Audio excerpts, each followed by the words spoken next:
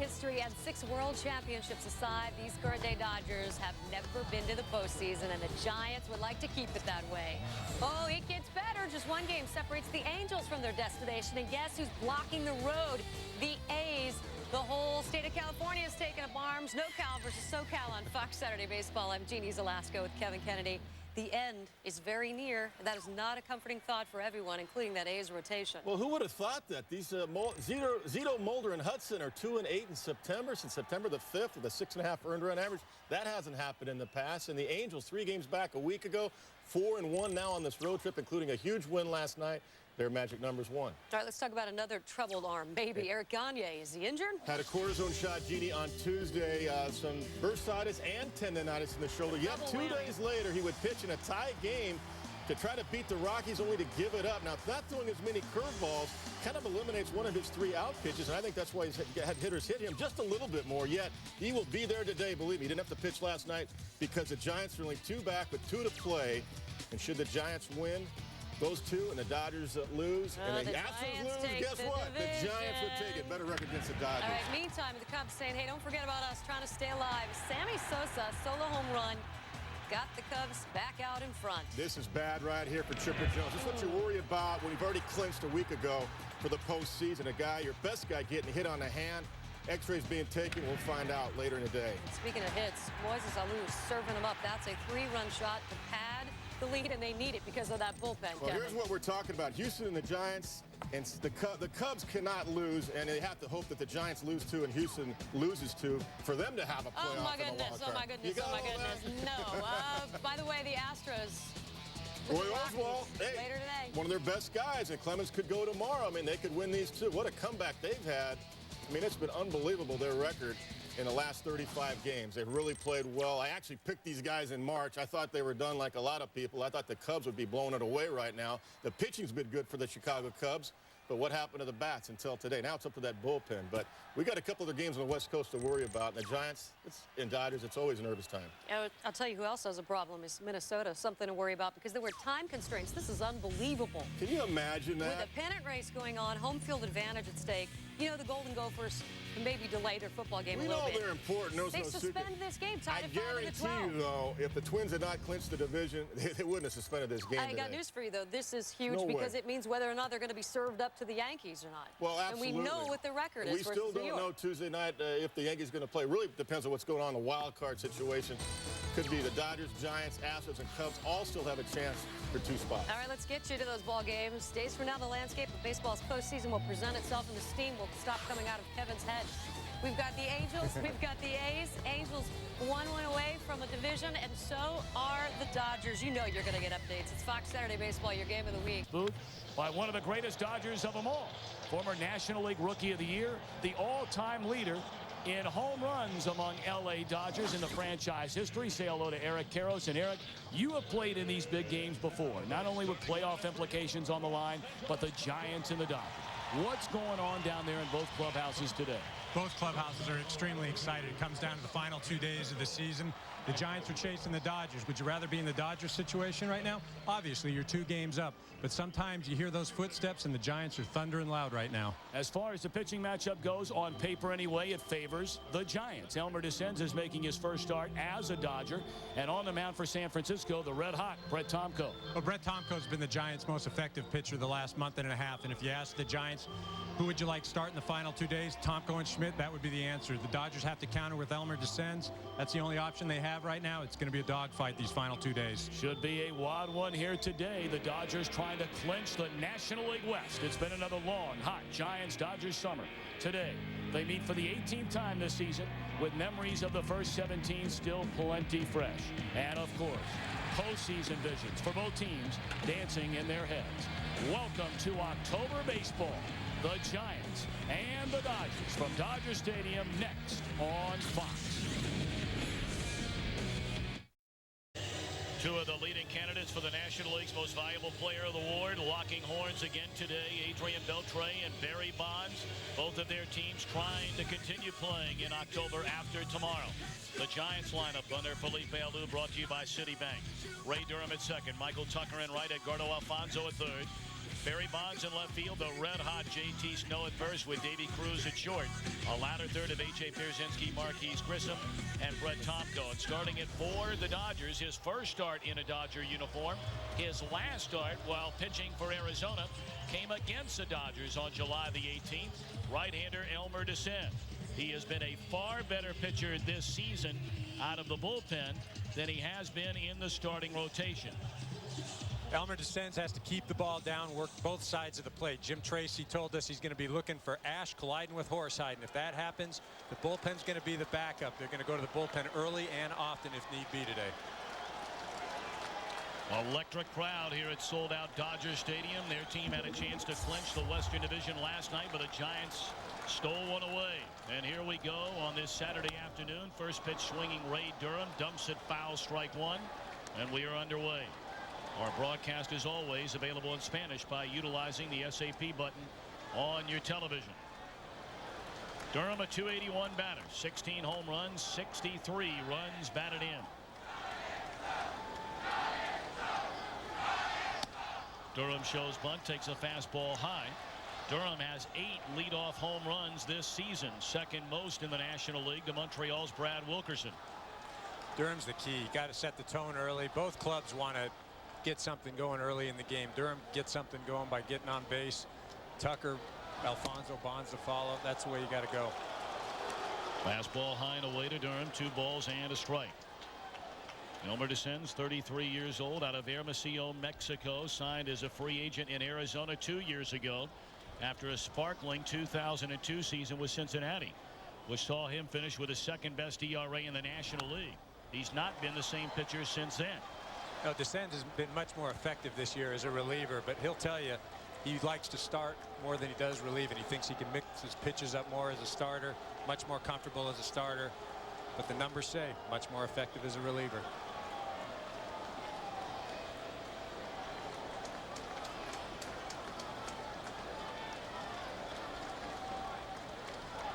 Two and two to Durham.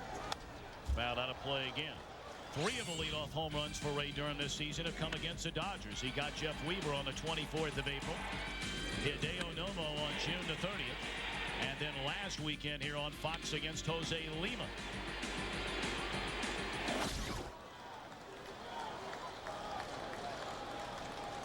Weaver pitched splendidly here last night, but got 0 run support behind him. A fabulous game thrown as well by the Giant left-hander Kirk Reeder. Good way to start the game right now, Durham. Just seeing a lot of pitches, making DeScend throw some pitches. You get that pitch count up early, it's not really going to matter because, as Jim Tracy told us earlier in the game, he is not afraid to go to the bullpen early. Already the 7th pitch in this at bat between DeScend and Durham, leading off the ball game. And there will be an 8th pitch. Elmer DeScend features a sinker, and who better to tell us about that pitch than our buddy Scooter. How you doing? It's Scooter.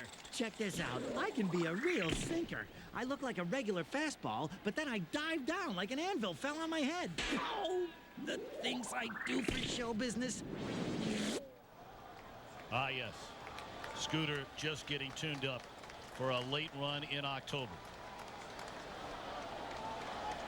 8th pitch in the at bat is a breaking ball in the dirt. Full count to Durham. I hope some of the Dodgers, if they think they're going to win today's game, are watching this at bat, because they're going to have to take pitches off of Tomko when he comes out on them. The pitch count is so important, especially in today's game. But again, with the Giants, you can get Tomko out of there early. You can get to that bullpen. The Dodgers will fare a bit better. Pulled foul up the first base line. See, now even if Durham makes an out, it's been a productive at bat. It's wearing the pitcher down, letting his teammates see what DeScend has. This is a good at bat. Regardless of the outcome, this is a productive at bat.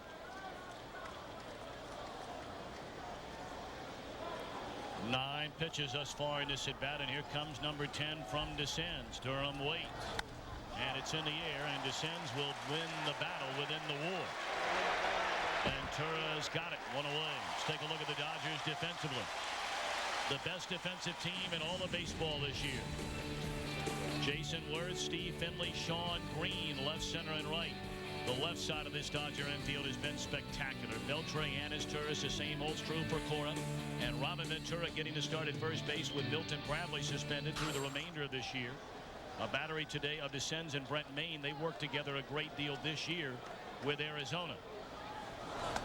Ball one to Michael Tucker. Cora and his Turris have been the key to this ball club this year, both defensively and what they've provided offensively.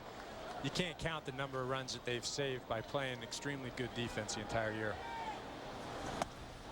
2-0 to Tucker. A .259 batter, 13 home runs, 62 runs batted in. Tucker's been sharing time most of this year with Dustin Moore, who injured his knee the other night against San Diego on the final out of the game. And we are told Dustin Moore is available to pinch hit today. That could be a big lift for the Giants because he can swing the bat. 3-0 now to Tucker.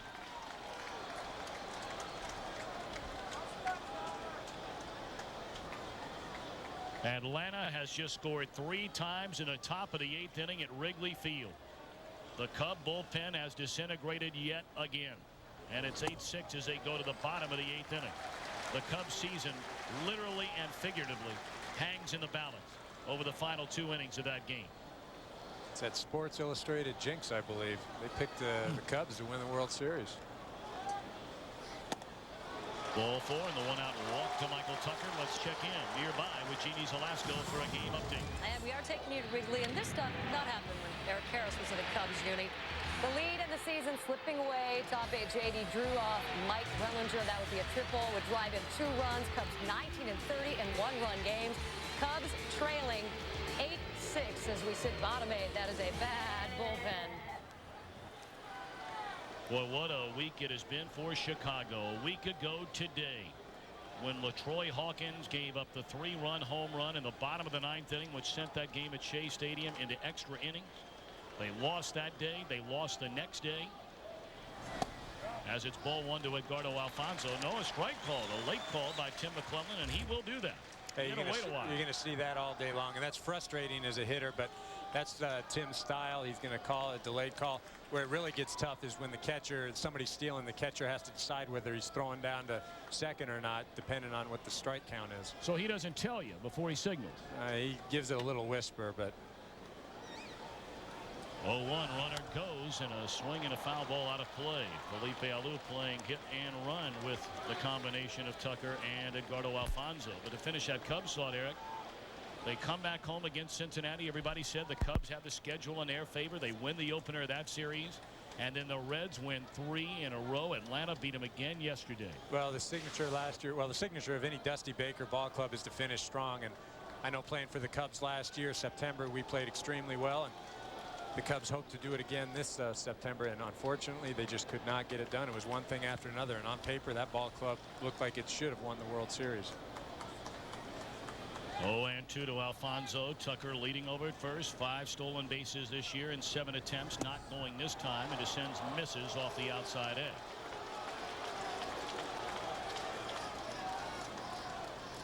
Of course, Felipe Alou had to take over for Dusty Baker. After Dusty got the Giants to the 2002 World Series, Felipe Alou led them to a division championship last year, trying to get them into the playoffs again this year.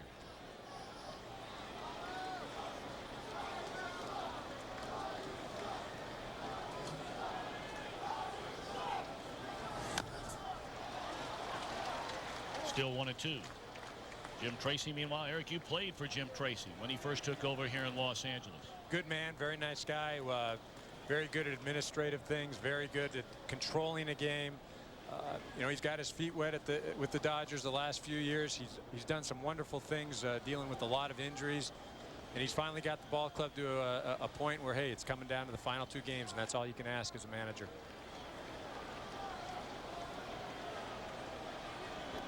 One and 2 on Edgardo Alfonso. Tucker a short lead at first, and the fastball misses in. 2-2. This is tough on the defense when you're throwing as many pitches as Descends is. The defense starts getting a little lax, standing on their feet. You don't move as well. When that ball gets by a guy, miss it by a step, you say, oh boy, geez, what's going on with the defense? Well, it all goes back to the guy on the mound. This will be the 21st pitch of this inning from Descends. And it's into center field, short center field. It's going to fall in, a base hit. Tucker advancing on to second. And here comes Barry Bonds with 2 on and only 1 out.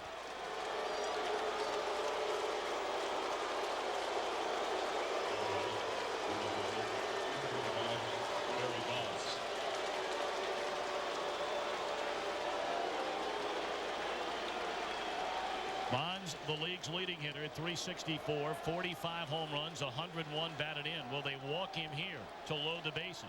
I'd walk him right here. I don't care. I'd put the bases loaded and take my chance with JT Snow, although he's having a great second half. But Bonds against Descends, not a good matchup. Bonds hitting .400 this season with runners in scoring position. And he pops up the first pitch into foul ground, and Beltre's got it. What a huge out for Descent.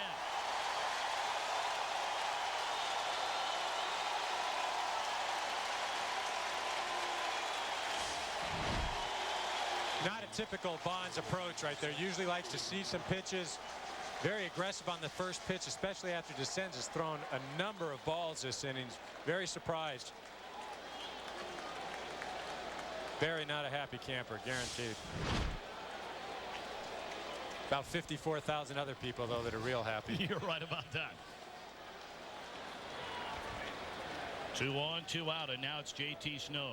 .325 batter, 12 home runs, 60 runs batted in. As Eric mentioned, he has had a fabulous second half, especially since getting that knee cleaned up. He had surgery earlier in the year and has worn it out ever since, and the numbers clearly don't lie. Well, when he's out there every day, he's a productive player. I know earlier in the year they were toying with him and berth. It is the date the Dodgers have clinched the most on since moving to Los Angeles in 1958. And a win today clinches the National League West.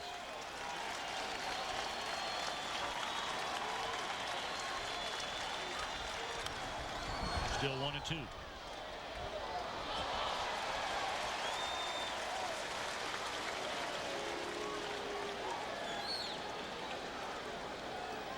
Well, we told you Descends has not started a game since he was pitching for the Arizona Diamondbacks against his Dodger club, ironically enough. On July the 18th, he got beat that day 10-3, allowed 8 runs, 5 earned in 3 2/3 innings. And today he's trying to pitch the Dodgers to their first playoff berth since 1996. Slow roller at Cora, and the inning is over. Descends wiggles off the hook. 28 pitches, but no runs. Tomko faces the Dodger lineup when we return. Tim Tracy's starting lineup reads as follows. Cesar Torres at short. Jason Worth in left field. What a pickup Steve Finley has been from the Diamondbacks in center field. Adrian Beltre at third. Sean Green at right. Robin Ventura at first. The latter third of Alex Cora, Brett Maine, and Elmer Descends in a lineup brought to you by Citibank. And on the mound, Brett Tomko looking for his 12th win of the year. Tomko red hot down the stretch, although a little bump in the road when he faced these Dodgers in a big game last weekend at SBC Park. 0-1 to Cesar Torres. Well, Brett Tomko has to get through the first inning with a relatively low number of pitches. He's been more effective the second half because he feels like he's been throwing harder, and he's got to get ahead of hitters to keep that pitch count down. And he gets a bit ahead of his Torres, 0-1, and now ahead of him 0-2. The .419 ERA, the second lowest of Tomko's career, behind only his 3.43 rookie season with Cincinnati. Boy, they thought he was going to be a great one. He has bounced around and really underachieved most of his career until this second half of the season. Well, he's been frustrating for a lot of ball clubs because they see the potential, they see the power in that arm, and he just hasn't realized it. The second half, though, he has definitely developed into one of the most effective pitchers in the National League. 0-2 on Cesar Torres. Just a little bit low. 1 ball and 2 strikes. His Torres has had an outstanding year. .290 batter. 4 home runs, 61 runs batted in, has 25 stolen bases, and has played Gold Glove caliber at short. 2-2. I think the offense has surprised a lot of people this year. The defense has always been there, but when you're bringing both to the table and doing it as well as he's doing, he's got to be considered for a Gold Glove this year. Offensively, been something special. 2-2 pitch. And fouled back out of play. So is Turris doing what Durham did? And that's the key. Last week against the Dodgers, Tomko had over 100 pitches after 4 innings. The Dodgers want to get Tomko out of the game, get into that bullpen because they feel the Giants bullpen is vulnerable. That's why Tomko has to limit his pitches, get guys up there, and get them out. 2-2 to Cesar Turris, grounded down to first. And the 6-time Gold Glove winning J.T. Snow picks it up, goes to the bag. Now, lay it all on the line for you. Dodgers win today. The Western Division is over. If the Giants sweep this series and the Astros lose a game over their next 2 against Colorado, the Giants are the Western Division champions. The Dodgers the wild card winner. If the Giants sweep and the Astros win their next 2, the Giants and Dodgers have a 1-game playoff to determine the National League Western Division champion Monday in San Francisco. The loser of that game will play Houston for the wild card on Tuesday. And the place that game will be played, still a coin flip away. So lots going on. We'll have a quiz on that in 2 innings. Absolutely. Don't ask me. How would you like to be the traveling secretary for that mess? Wow. And then if you win that game in Houston, if it goes that far, you got to travel somewhere else. Oh my, not good. But I guess it beats staying at home. That's for sure. 1-1 to Jason Worth. He's taking over that everyday left field job for the Dodgers. A former #1 pick as a catcher by the Baltimore Orioles. And when you watch this guy play, so tall and lean and athletic and fast, you think, how is he ever a catcher? Well, I'll tell you, if he develops into what they think, he's going to be something special here. They picked him up from the Blue Jays, I believe, for Brian Frazier, a reliever. And they expect that he can do things. He just needs to be out there every day, needs that everyday experience. And if he gains that, there's no telling what he can do. 2-2 to Worth. Just off the inside corner.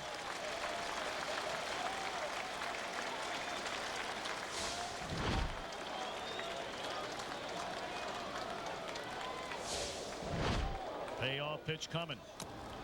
And we'll do it again. What has been Jason's net worth to this Dodger club? You take a look. Almost a full run per game better with him. A little more power.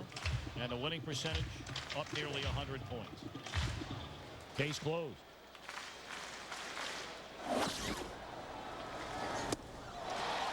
Fastball thrown right by him. And the first 2 Dodgers retired here in the opening inning by Brett Tomko. Center fielder, number 12. The Giants defensively have Marquise Grissom in center, a former Dodger, flanked by Bonds and Tucker. Alfonso Cruz, Durham, and the 6-time Gold Glove winning J.T. Snow at first, a battery of Tomko and A.J. Pierzynski.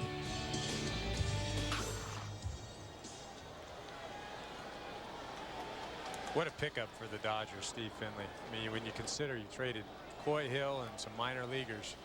I mean, he just sparked this ball club. And speaking to Jim Tracy and Jim Colburn before the game, they characterized him as seeing him every day. You learn to appreciate him a lot more than just playing against him.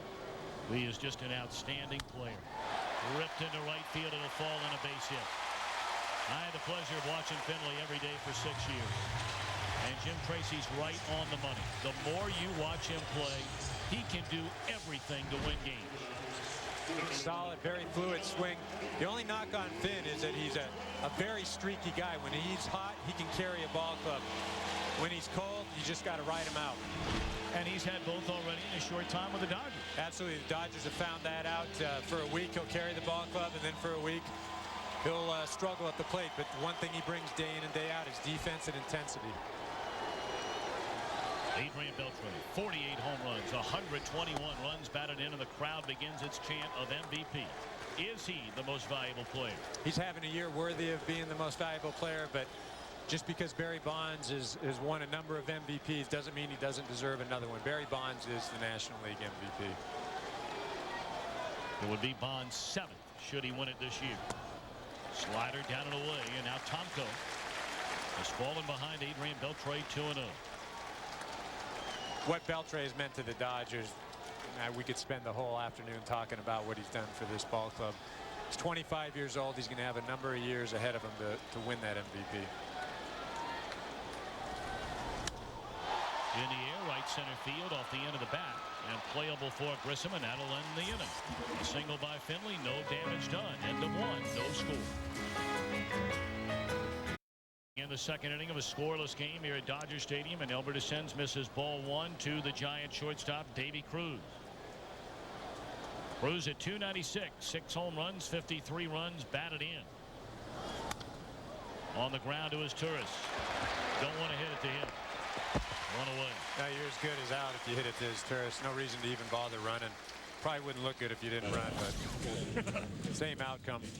Tuesday, Fox Sports begins a month-long journey, which will provide us with some of the sport's greatest moments. It all starts with Game 1 of the American League Division Series, the Yankees in Minnesota, or the Angels, or the A's. The drama begins Tuesday, 8 Eastern, 5 Pacific, with the all-new Dodge Dakota pregame show, right here on Fox. Understand you'll be working in the studio for the postseason. I'll be in there with Kevin and Jeannie, and we'll be breaking down some things, and looking forward to it. Looking forward to having you in there with us. Of course, Fox will be with you. Exclusive coverage of both the National League and American League Championship Series, culminating with the World Series.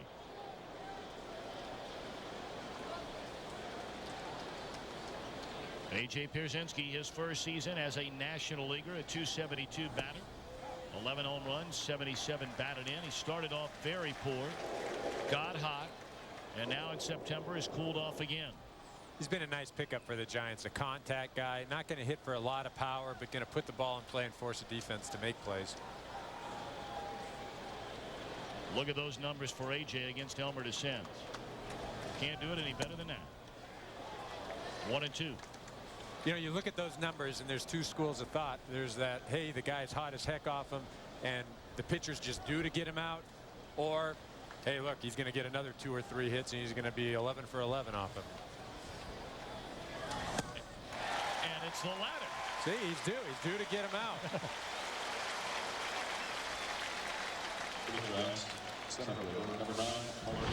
Descends staying away from the middle of the plate. I mean, that was off the plate by a couple of inches. But that's how Descends is going to be effective, to stay away from the middle of the plate. Again, he does not have overpowering stuff. 2 down, nobody on, and Marquise Grissom the batter. 20 home runs, 85 batted in. And Grissom a .275 hitter. He looks at ball one down low. One of the most professional players in the game. He and Moises Alou come to play every single day. They know how to play the big game. .275, 20-85 for a number 8 hitter. That's pretty darn good. Better believe it. He did not go around on the appeal to Tony Randazzo. The home plate umpire, Tim McClellan. Fielding Colbert at second. Jim Wolf is at third. McClellan is the crew chief. His job right now is to get Tomko up to the plate. He can turn the lineup over for the next inning. 2-1 to Grissom. He had a huge hit last night. Runners on first and third, 2 outs in the second inning. The Dodgers decided to pitch to Grissom with Kirk Reeder on deck, and it came back to bite him because Grissom hit a ball in the alley. 2 runs scored. This one in the air to right field, playable for Sean Green, and Descends with a 1-2-3 second. Sean Green will lead things off on the Dodgers back in a scoreless game. Greeny, though, is stuck with it, worked hard. You won't find a nicer guy in the game either. Rolled over foul first baseline. Of course, a week ago today, in observance of Yom Kippur, Sean Green missed 1 Dodger game. Right back in there the following day. And there you see his number since coming to Los Angeles. Had the monster 2001, backed it up in 02, a slight drop in 03, and a little better this year. Well, that's a problem. Those years he had in 2001 and 2002, those are the years the Dodgers come to expect and the fans come to expect every year. It's not going to happen. Sometimes there's injuries, sometimes there's other issues. And there's a base hit. There. Hooked into right field. So Green begins the Dodgers second with a single. It's good hit.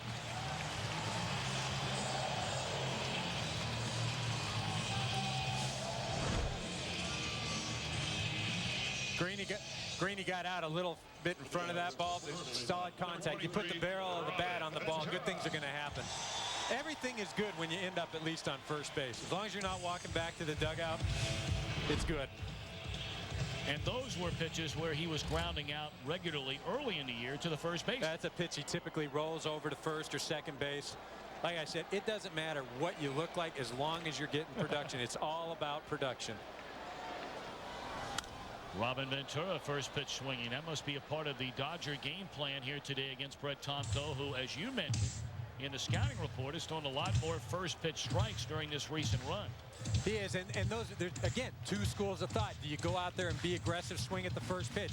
It's good if you're swinging at the first pitch, you're making solid contact, and you're hitting the ball well. It's not so good if you're swinging at the first pitch and rolling the ball over and not making the pitcher work. Get a good pitch, hit it hard, good things will happen. 0-1 to Ventura. And he takes a fastball, Steve right 2 on the outside edge. What an asset Ventura has been for this Dodger ball club. In the clubhouse, on the bench, Trace can use him as a pinch hitter, spot start at third base, at first base, and doesn't complain at all. Ideal 24th or 25th guy to have on a ball club. 0-2 off the outside corner, and an ideal pick if you have the bases loaded. This guy has 18 career grand slams. In some pretty good company. Yeah, you got that right. More than any other active player. And look at those career numbers. I mean, almost 1,200 runs batted in. 6 home runs shy of 300. Boy, at one time he was the premier third baseman in the American League all those years with Chicago. We had an opportunity in Los Angeles to pick him up in '95, but unfortunately it didn't work out for the Dodgers. A right-handed hitting dominant lineup would have loved to have the left-handed bat of Ventura. He's gone swinging. Second strikeout for Brett Tomko. We remind you, as always, you can play Hit the Pros, presented by the all-new GMC Canyon, and face real pitches from today's best hurlers. Log on to foxsports.com, keyword games. GMC, we are professional grade.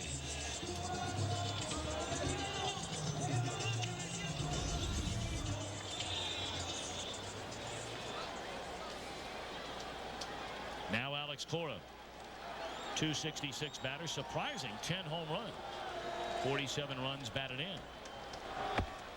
Well, he'll tell you one winner in the Puerto Rican Winter League, he led the league in home runs. He wasn't afraid to tell everybody about it in spring training the following year. Started trying to swing for home runs. He hit 10 in Puerto Rico, and you know, he thought he could hit 10 in the big leagues every year. He finally did it this year.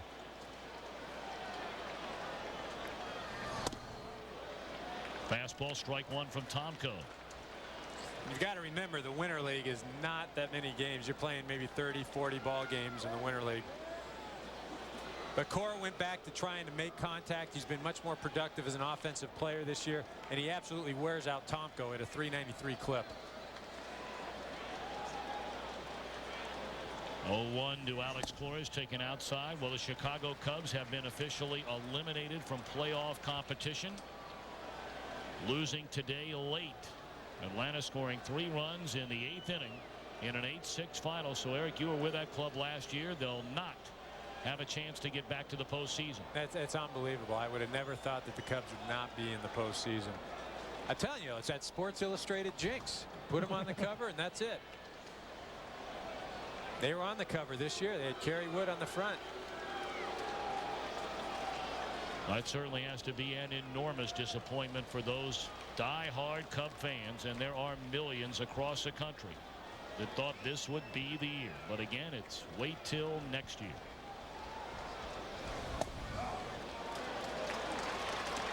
One and 2 to Cora. Well, you were talking earlier before the game. We were talking about the Cubs, and the clubhouse was so good last year. It has been anything but that this year. I mean, every time you turn around, there's something going on. A lot of diversions, a lot of new players over there. Let the media get to them. Again, it's different than last year. This year there were expectations. Last year there weren't the expectations. And when there's expectations, that brings pressure. Fastball high, 2-2 to Cora. I know last year coming to the ballpark, everybody was excited to see the Cubs. It was the lovable loser attitude, and then because the Cubs were winning, everybody jumped on the bandwagon. This year it was more of, hey, we expect to win, we better win, and if we don't, we're not going to be too thrilled about it.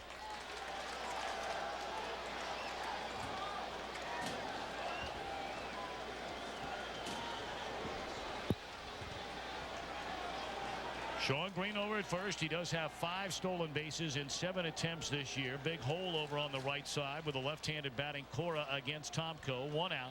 See if Green's going here. Nope. 2-2. And it's popped up. Left side of the infield. Edgardo Alfonso in to get it. 2 away.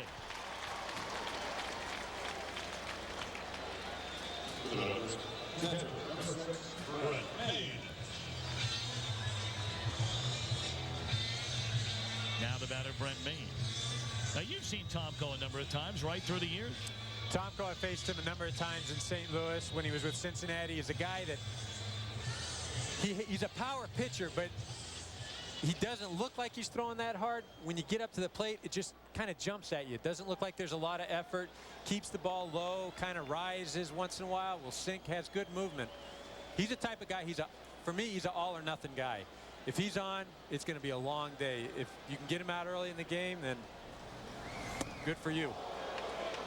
Taken up and in. Well, we mentioned earlier when he first came up in the Reds organization, they thought they had a gem. I mean, a guy who was going to win 15, 20 games a year, just looking at his stuff. But then he really fell out of favor with then the manager in Cincinnati, Jack McKeon, and their pitching coach, Don Gullett. And has bounced around ever since. Well, they question his fortitude there. And as a young pitcher, that's the last thing you want, especially when you're trying to establish yourself in the big leagues. Whether or not you have guts, whether you don't. And maybe he was injured, maybe he wasn't. You know, to make a judgment on a young player, though, that quickly, I think that's an error in management's part. 1-0 to Brent Maine. On a foul ball straight back out of play. Maine came over along with Steve Finley from Arizona. There were many stories out there and rumors out there that the Dodgers were actively pursuing Randy Johnson. Well, I don't think there's any question that that was the ultimate goal, to acquire Penny and Choi and maybe turn one of those guys over to Arizona along with some minor league players to acquire Johnson. Johnson is the premier pitcher in the big leagues. You put him on any team, and outside of maybe the Diamondbacks, and they're a potential playoff team. Got it in. 2-1 to Brent Maine. I mean, it really is a waste of time and a waste of breath to compare Randy Johnson's numbers with any other pitcher. With all due respect to Jason Schmidt, Roger Clemens, there has been no comparison between Johnson's year and every other pitcher in the major leagues. Now, maybe Johan Santana would be an exception to that.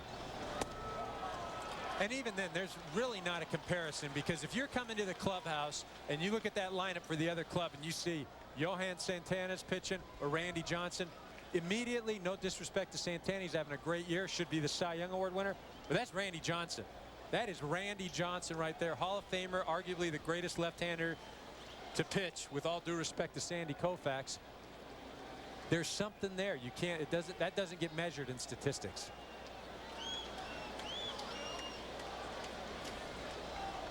And Santana's had 1 year, and that, again, maybe 5-6 years from now we'll be talking about what a dominant pitcher Santana is. Hammered into right field. Drifting back is Tucker, and he's got it at the warning track to end the inning. Maine hit that ball right on the nose.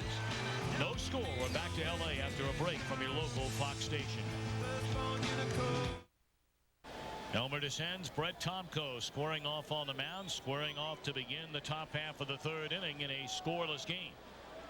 Descends through 28 pitches in the opening inning. Allowed a couple of base runners, but no runs. He needed only 10 pitches in a 1-2-3 second inning. Well, these first 2 innings, got to give the edge to the Dodgers, just because Descends has lasted 2 innings. And Tomko, he's thrown 38 pitches already. You'd like to see that pitch count down a little bit. Tomko bounces out on the second pitch of the inning here in the third. And it gives us a chance to ask you our Capital One trivia question. Before Sean Green came to L.A., who was the last Dodger to have 85 or more runs batted in 5 consecutive seasons wearing a Dodger uniform? We'll have that answer for you shortly. You want to try to answer that question? I don't know who that would be. It's a tough one. On the outside corner, right one to Ray Durham. I want to know who comes up with these questions. It's That's very the guy good you question. got to talk to. Absolutely. Couldn't agree with you more. We've had 2 or 3 people replaced in that job already, and maybe another by next week.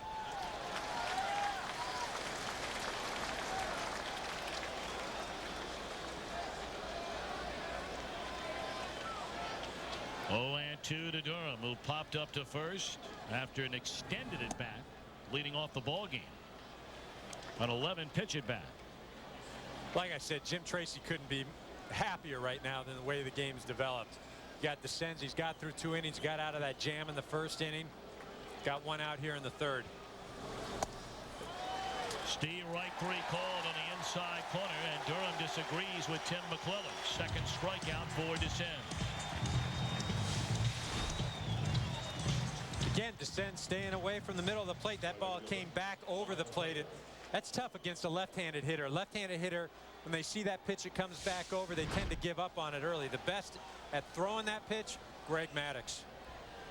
That might be the prettiest pitch in baseball today when you see it on television. Well, yeah, when you see it on television, if your teammate's standing up there taking it for strike 3, it's not too good. Right. 1-0 to Michael Tucker, who walked his first time up. No score, top of the 3rd inning, nobody on, 2 are out.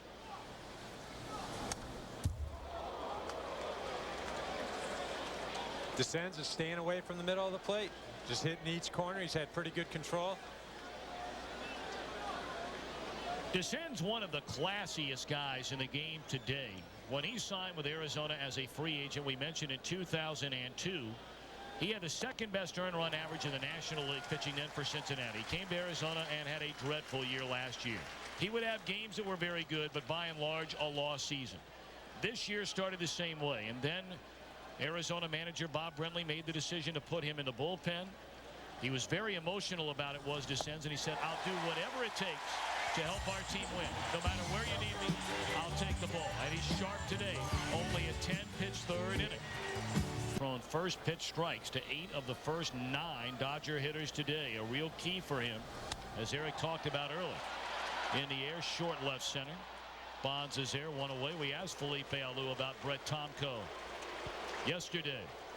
We heard that he was a good or maybe a great second half season. He proved that to be true, that he won some big games for us. He threw 9 innings, shut out once. We have pitched to the 7th or 8th inning a lot, and every time he takes them out, we know we're going to win the game. First time really that Tomko has been counted on to go out and win big games. This is the biggest game of his career. Absolutely. A lot of times when guys are counted on, they fold under the pressure, but so far he's responded well. Cesar Turris looks at ball 1. I mean, this is really the first time that Tomko has pitched in this kind of environment. Yeah, in his career, and it's something that every player will tell you, oh, I want to be there, I want it, but there's some guys that don't want that. And you can tell by their performance. And Tomko, I think the last month and a half has really boosted his confidence because he's been very effective, he's had success, so he wants to pitch a game like this. It goes back to the old adage, what comes first? Does the success breed confidence, or does the confidence breed success? You can argue both ways, but I'll tell you what, if you have success, you're going to be confident as heck. Line into center field, and Grissom's got it. 2 up, 2 down. Tomko has only allowed 2 base runners. Well, it's time to answer our Capital One trivia question. Who was the last Dodger to drive in 85 or more runs in 5 straight seasons before Sean Green came around? Now, you ought to know the answer to this question. Just look in the mirror. Eric Karros is the answer. 6 straight years. From 95 through 2000. And in the process becoming the all-time franchise leader in home runs by an L.A. Dodger. Congratulations. That's quite an accomplishment. What's that, being the trivia question? Well, is that the accomplishment? Yeah. I made it on Fox as a trivia quiz. Yeah, I have arrived. Well, it was the question, too. I'm the answer. Well, I guess, yeah, I'm the question, I'm the answer. Well, now you're really going good. Yeah, if that's what you want to say, yeah, that's a good way. Characterize it as good.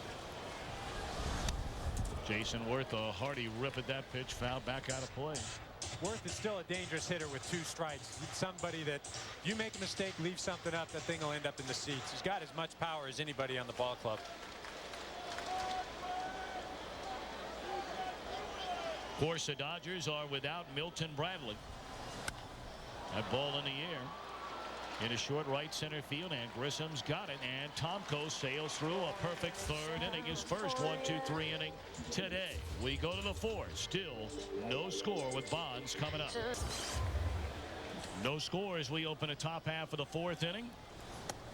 And the heart of the order coming up for the Giants. Edgardo Alfonzo, Barry Bonds stands in the on-deck circle, and then J.T. Snow.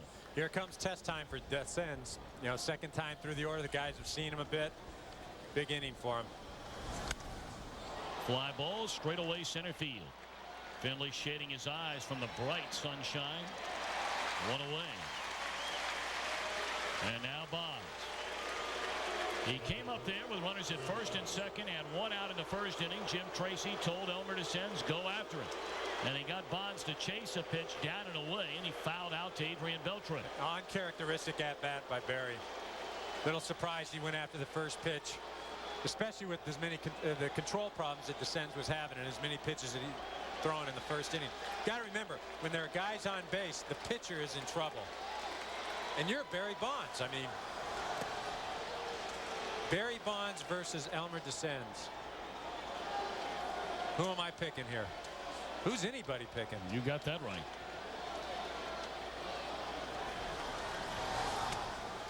Two and 0. Boy, Bonds has worn out the Dodgers this season. Of course, the question is, who hasn't he worn out? Today, the 18th game he has played against him. And he's knocked in nearly a run per game with 8 home runs. 3-0. Well, I won't forget a few years ago we went into San Francisco, we meaning the Dodgers, playing against the Giants, and Jim Tracy held a special meeting and specifically said we will not pitch to Barry Bonds. We will not let him beat us. So we go out in the first inning. Odalis Perez is on the mound. First inning, Odalis challenges him. Ball's over the center field wall. So oh hum, Bonds will take yet another walk. He continues to add to his single season record again and again and again. His 229th walk. He's been intentionally walked 120 times. He has broken a single season record in both categories. And to put it in perspective, only 23 other active players have 100 career intentional walks in their careers. Breaking ball and a beauty. Strike one to J.T. Snow. well, a lot of people will say it's because there isn't anybody hitting behind him, and I'll tell you, J.T. Snow has been unbelievable this last month and a half, 2 months, and he's really the reason for the resurgence of the San Francisco Giants. If he's not having the type of month, 2 months that he's had, Giants aren't playing for anything right now. Fouled back out of play, and it's 0-2 on Snow. Felipe had tried a number of guys behind Barry this year, and it just hadn't worked out. Whether it was Alfonzo, whether it was Tucker, whether it was Grissom. J.T. Snow once came off the DL and was inserted in that spot behind Bonds. He's really taken off. And there you see the numbers after a Bonds walk. Most of that damage has been done with Snow hitting behind him.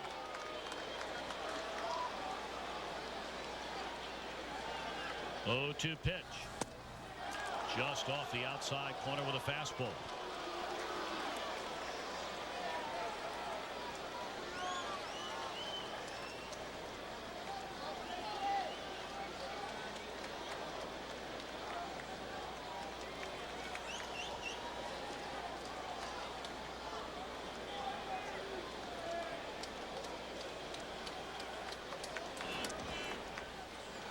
Bonds with 6 stolen bases this season in only 7 attempts. He's going for percentage this year, not necessarily numbers. Right. Tell you, there was a time he'd get on first and he'd end up at second and third 2 pitches later. He has 506 stolen bases in his career. Fouled out of play. I mean, you talk about a guy with over 700 home runs and over 500 stolen bases. I just hope everybody appreciates what they're seeing in Barry Bonds. You're talking about arguably the greatest player offensively to ever play the game.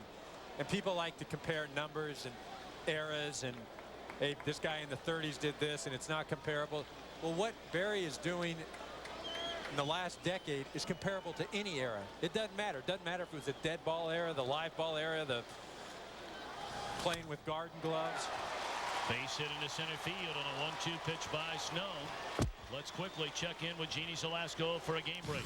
And we're going to Oakland. The Angels aren't expecting to take the division without a fight. That's what the A's are giving them. Eric Chavez doubles home 2 runs. It is Oakland 2, Anaheim nothing, bottom 3. Anaheim getting the big win, a rout in Oakland last night behind Bartolo Colon.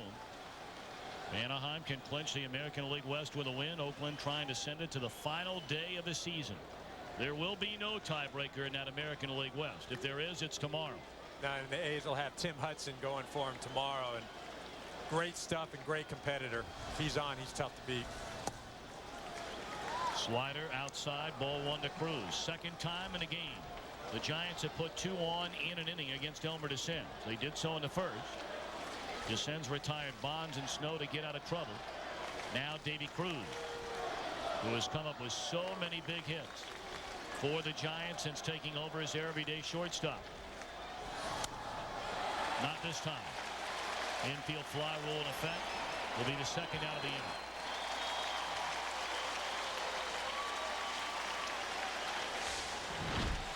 Cruz has to be a bit more patient. He's got the count in his favor, a 1-0 count.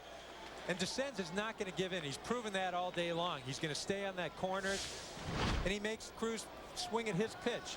Cannot do that as a hitter. Again, it's a lot easier to sit up here and say, oh, well, no, don't swing at that. No, just wait for it to come over the plate. But you've got to really have patience. Cruz isn't a patient hitter. He's a guy that's going to put the bat on the ball. But that's not what you want. 1-0, again, the pitcher is in trouble when there are guys on base. The pitcher is the one that's in trouble. Wilson Alvarez beginning to crank it up in the Dodger bullpen. And now A.J. Pierzynski with 2 on and 2 out. Looks at strike 1. Trace is doing exactly what he said. If DeScens gets in any kind of trouble, he's not afraid to bring in that bullpen. It's been a godsend for the Dodgers this year, both as a starter and as a reliever. They'd like to run him out there a few more innings, but that hip issue has created just the relief point now. 0-1 to A.J. Pierzynski. A ball and a strike. Bonds at second, drew a 1-out walk, went to second on a single by Snow. DeScens got Cruz on the pop-up. 2 on, 2 out. No score in the 4th inning. The Dodgers with a chance to clinch the National League West with a win here today. The Giants, meanwhile, are hoping to send it to the final day of the year with still a chance to win the divisional championship.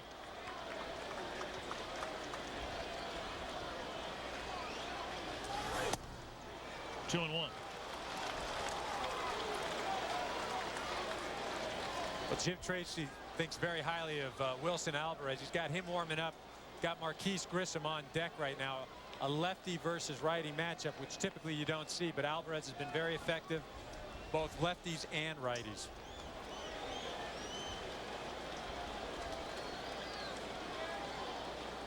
Two on, 2 out, 2 balls and a strike. Swing and a miss on the breaking ball.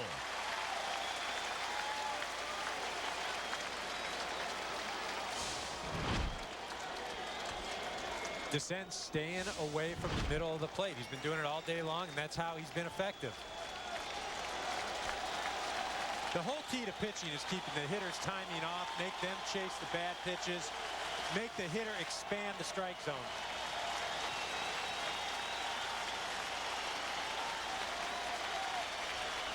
Two coming to Pierzynski. And he fouled it away. DeScens running that fastball in on A.J.'s hands, and he's able to stay alive for another.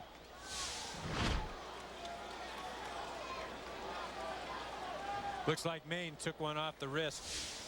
Catching that's one heck of a position. If you get any offense out of your catcher, that's just a bonus. That's why a guy like Mike Piazza or Pudge Rodriguez, those guys, what they do to go out there, play day in and day out with the injuries that they have and the nicks and bruises, and to watch it is something special.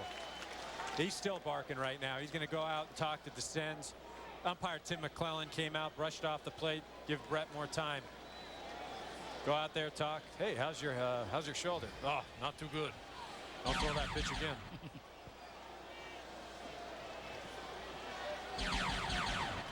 Fox NFL Sunday getting underway tomorrow at noon Eastern, 9 Pacific. Bringing you action all over the National Football League.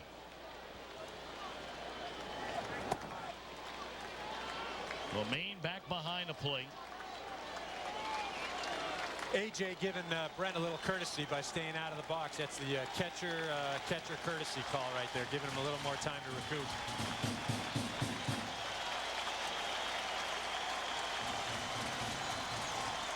Descends okays a sign, and again a 2-2 pitch.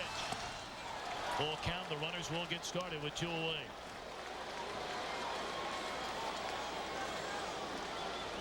This will be the 20th pitch of the inning for Descends, who threw 28 in the first, 10 in the second, 10 again in the third. So he's had to work here in the fourth. He's had to work, but he's done his job. If he can get out of here without any runs scored, he's done his job. He's given Trace 4 solid innings.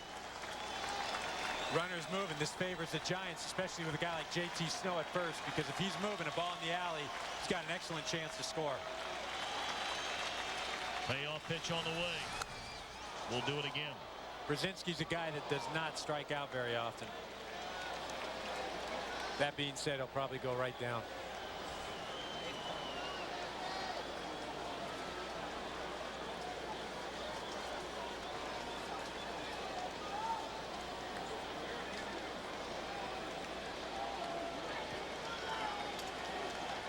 Brzezinski only 26 strikeouts in nearly 470 at bats.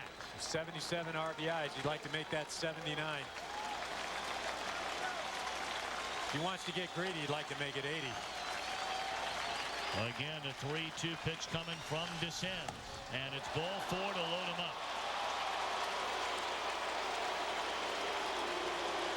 Alvarez undoubtedly ready in the bullpen as Jim Tracy stay with Descends against Marquise Grissom. And Jim Colburn apparently going to come out and visit with his right-hander. Generally, Colburn never makes the pitching changes, so this would lead you to believe that there's a real good chance Descends is staying in the game. Sure, that was a great at-bat by Brzezinski as well. That was a pitch that some of the other Giant hitters have swung at, something just off the plate.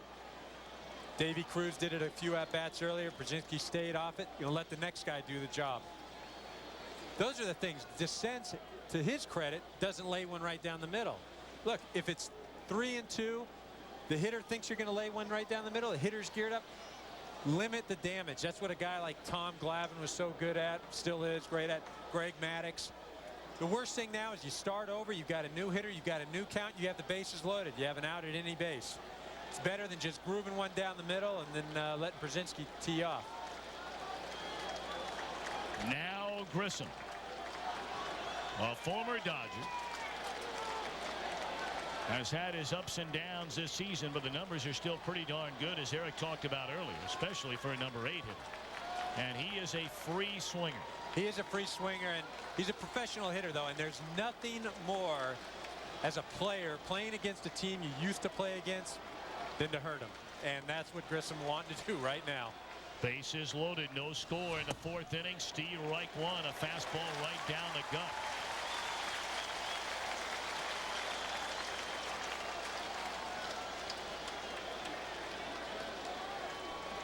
Grissom had the big hit last night.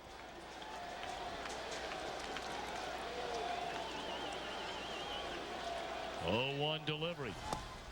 Looks like a bee is just sitting right on the bill of Elmer Descends' cap. It's his pet bee.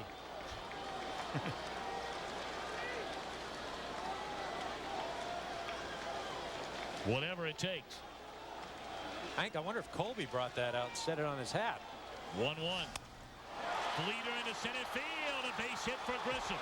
Bonds will score. Snow will score. And the Giants have taken a 2-0 lead here in the 4th inning on a 2-run single by Marquise Grissom.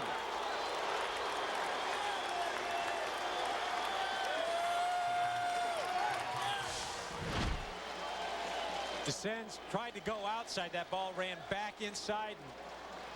Grip, as they call him, did a great job of hitting. A professional hitter. He's a guy you want up there with the game on the line. I don't care if he's hitting 100, 500. When the game is on the line, you want Marquise Grissom up at the plate. Had the big 2-out hit last night. Big 2-out hit today. Grissom had been only 3 for 19 this season with the bases loaded. What a big base hit right there, and a breaking ball to strike 1 to Brett Tomko. See, you got that 3 for 19 number. You say, hey, the guy's due. There he is. He was due. And that backs up what you're talking about. The 6 runs the Giants have scored in this series. Grissom has knocked in 4 of them. And I'll tell you what, he's happy as heck. Like I said, there is nothing. And I know I was traded from ball clubs. I played on other ball clubs. When you go back to play a team that traded you or let you go, you know, sometimes you do too much, but you really want to have success. You want to prove them wrong.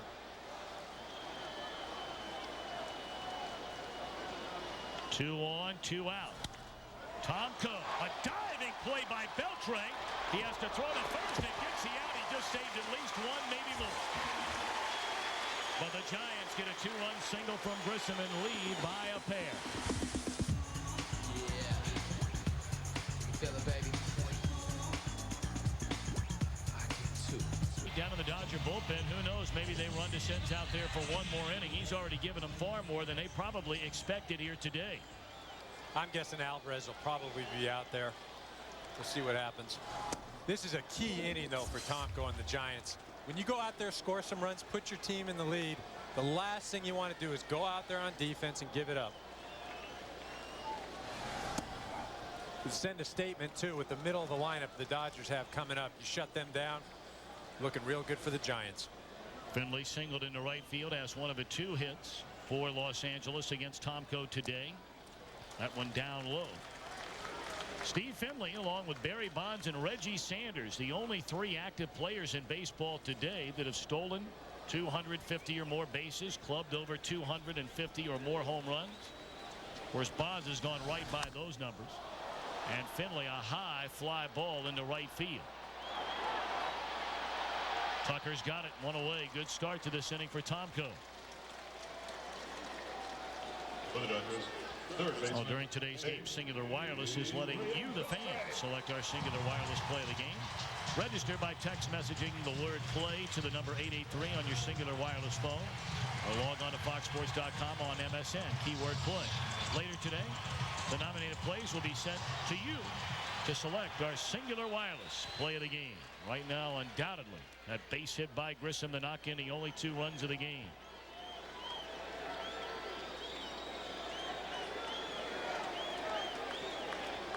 Beltre popped up to short right center his first time up.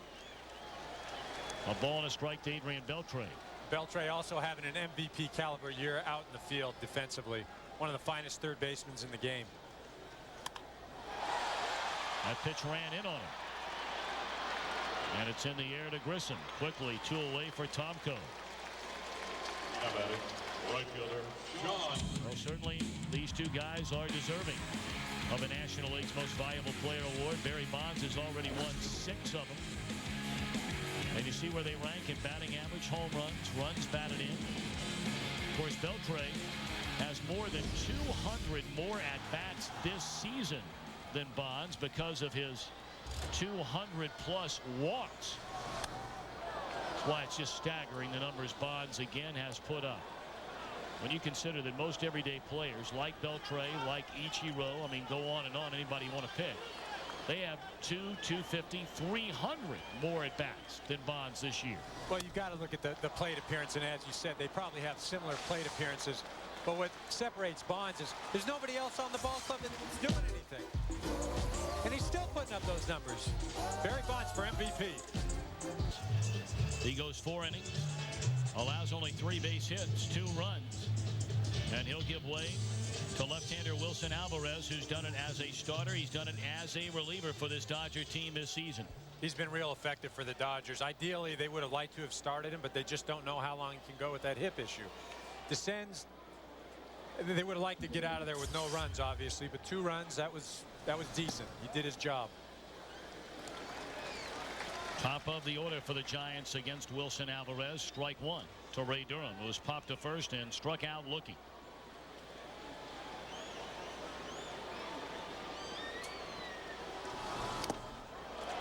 Oh, and 2.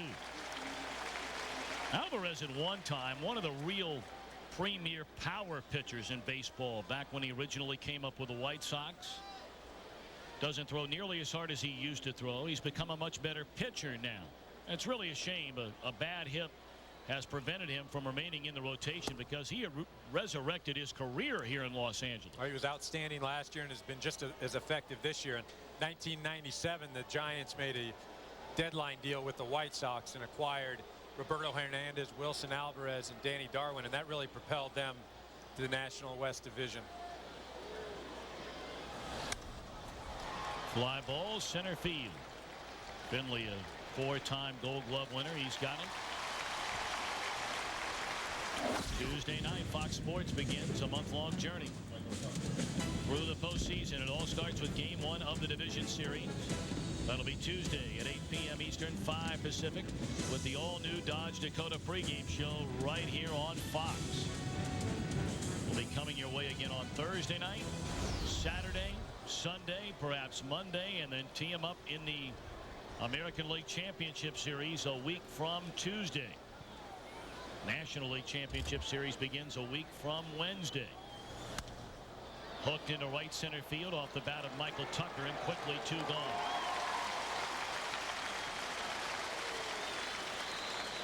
Batting next, third baseman Edgardo Alfonso.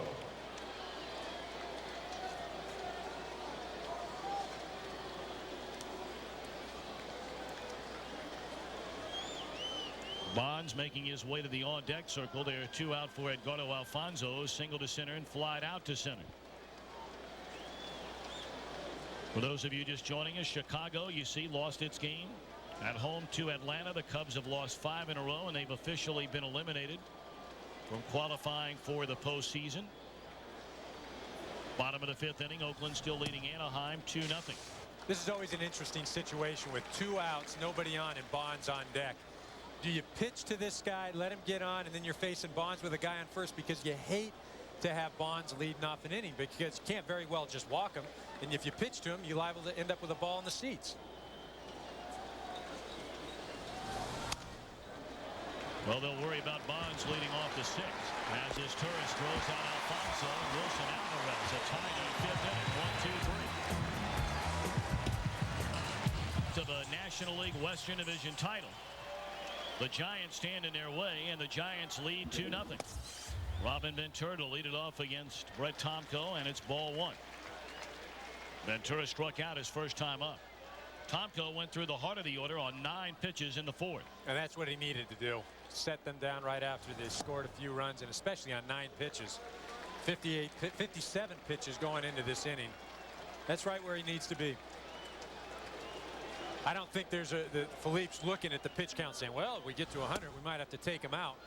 But there is an effectiveness issue. When he gets to 75 pitches, you know, people start teeing off a bit more. So you have to be careful and watch for that. Whereas Tomko began visiting with a sports psychiatrist about 2 months ago. And by all accounts, that has made a tremendous difference in his focus, his concentration, and certainly in his success. I showed you the numbers. Over the last 10, 11 starts, he has been fabulous.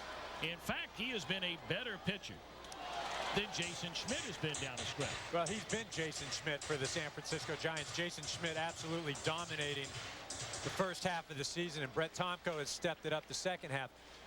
Jason's been struggling a little bit, but still, it's Jason Schmidt. Yep.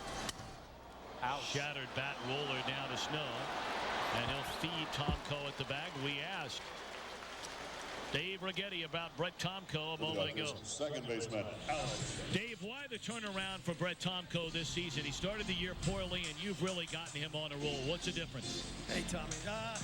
Well, I wouldn't give him all credit to myself. It's Brett's done the hard work, and he's done the hard work. He's got some help, I guess, with a sports psychologist that's calmed him down and made him handle things, the stress of it, you know, a little bit easier for him too. But overall, it's strike one, and both sides have played with that fastball, and not as much two-seamers and cutters. Dave, thanks for your time. Okay, Tommy. All righty, buddy. You got it. Good luck. You know, believing in yourself is so key in any walk of life, but in baseball, because it's a game really of failure, to believe that you can do things makes a world of difference. And I played for a manager that used to say, hey, look, you got to believe you're the best, just don't tell everybody about it. Swinging a foul tip into the mitt of Pierzynski by Alex Cora. Boy, and Tomko just pumping strike after strike after strike, much like Kirk Reeder did in getting the win here last night.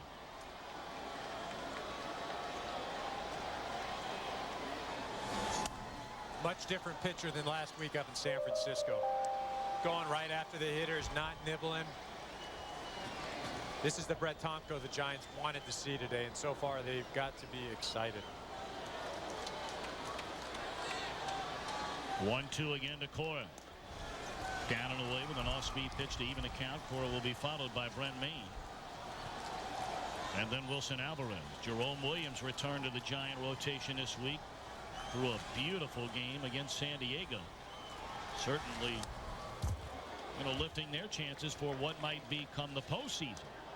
A lot of people think you need 3 starters for a deep run in the postseason. Nothing could be further from the truth. Right, you plan on having a team that's going to win the World Series, you're going to need 4 guys, not 3. You will need 4. And everybody wants to go back to the 2001 season and Randy Johnson and Kurt Schilling, but it's not going to happen like that too often. And I know last year with the Chicago Cubs, we were running Wood and Pryor out there. You need more than that. The Giants have a deep rotation. They may not all be top of the line guys, but heck, Noah Lowry, he's stepped up and done a great job for the Giants. Williams coming back.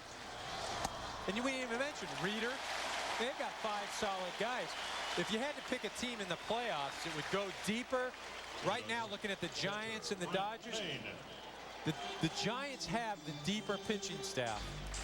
Dodgers are, that's why they went out and made the trade for Brad Penny. They needed that top-of-the-line starter. Jose Lima has had a terrific season for the Dodgers. He figures to be in the front 3 of their rotations should the Dodgers get to the playoffs, along with Jeff Weaver and Odalis Perez.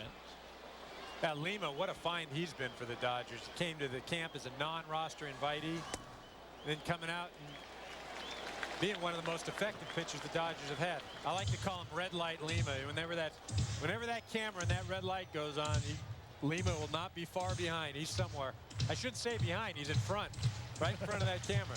Brings a lot of energy to a team, and when you're having success like he's having, that energy's great.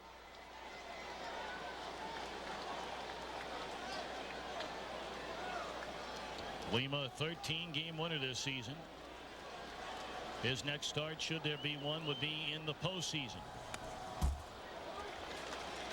Well, after Tomko had walked Alex Cora and started Maine ball 1. Maine first pitch swinging after the visit to the mound. Again, as a hitter, that's something that goes both ways. As a hitter, you're thinking, all right, well, the pitcher's trying to get a ball over the plate. He's going to get that strike, swing. Doesn't always happen like that. Look, you can make an argument either way, whatever way you want to, whatever side of the fence you want to sit on, you can make a case for it. And Grissom dropped the ball. On his way to third is Cora. And in the second is Maine.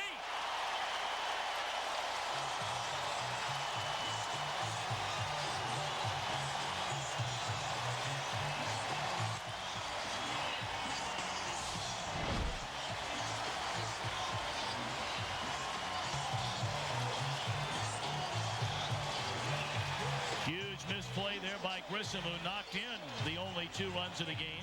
And now Jim Tracy really backed into a corner here. Runners at second and third with only 1 out. He has to let Wilson Alvarez back. Well, that's what he says about his bullpen. I guess he's not confident enough to bring him in right now, but those are 2 runs out there, and you've got to get back in the ball game. I don't know if I'd do this. I think I'd send somebody up there, but he doesn't have anybody in the pen right now. He's going to go with Wilson Alvarez. Looking back at that play Grissom just made, he doesn't normally drop that ball, obviously, but the sunglasses were not down, and I'm wondering if the sun got in his way or just do not see that. Well, the infield, except for the third baseman and the first baseman, conceding the run. If Alvarez can just put the bat on the ball, he'll get in a run. And he's down a strike. Yeah, that's asking an awful lot right now. Got guys out there, runs are necessary right now. The way Dodgers have been struggling the last few games in scoring runs, and it's a tough situation right here for Jim Tracy. 5 of 30 as a batter this season is Wilson Alvarez. And he takes Hine away. You let Alvarez hit right here. What you're saying is he's going to throw another 2 innings for me. You can't very well let him hit here, and then if he does get in trouble or you want to make a move, you can't pull him the next inning, because then you'll have to justify, hey, why did I let the guy hit? Runners at second and third with 1 out. And there's strike 2 on the outside corner, a fastball. The life of a big league manager. A decision. I mean, this thing just, boom, just happened, and nobody down in the pen. Letting Alvarez, maybe all along, regardless of the situation, Alvarez was going to hit.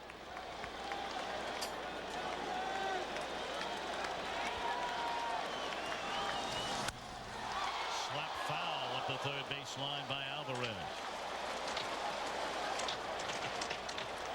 You know, it's often said before, and we talked to Jim Tracy about this today, and Jim Leyland used to talk about it all the time during his great managerial run with the Pirates and the Florida Marlins and then finishing in Colorado.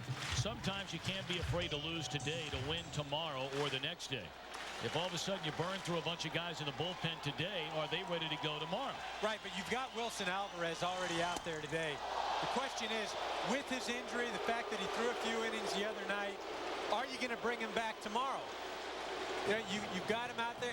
You know, it's 1 inning. You can bring him back if you want. Look, the season is on the line. Hey, Gagne gets a cortisone shot and is pitching the next day.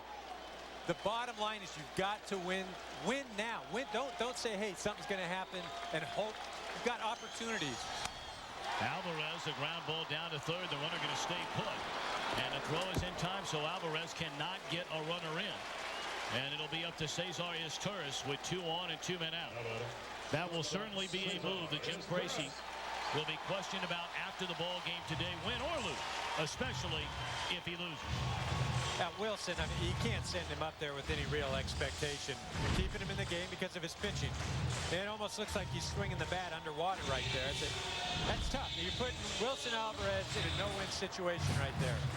Izturis gets him in, though. There's no second guessing. It's a great move. So there's still a shot here. Great numbers for Izturis with runners in scoring position and 2 men out. A big error in this inning by Grissom has put him at second and third.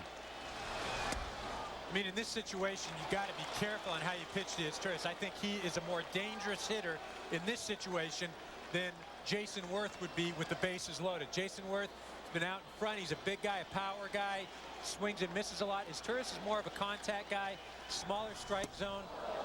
Got to be careful with this. If you walk him, big deal. What's the big deal? Well, the Dodgers have had a miserable time scoring runs this entire week. They were gift wrapped to win against Colorado due to Sean Chacon's ineffectiveness out of the Rockies bullpen earlier in the week. Time is called as a beach ball came onto the playing field. A.J. Pierzynski is the one who saw it out of the corner of his eye and asked for timeout. Right, the catcher called timeout. You hate that as a pitcher when right you're in the middle of the windup, and then the umpire calls time. Your first reaction is, what's going on here? You know, they're going to get me hurt. What's the hitter doing? But then when your own catcher raises his hand and said, hey, I'm the one that called. I guess the only way you can get him back is by bouncing one, but now is not the time to do it.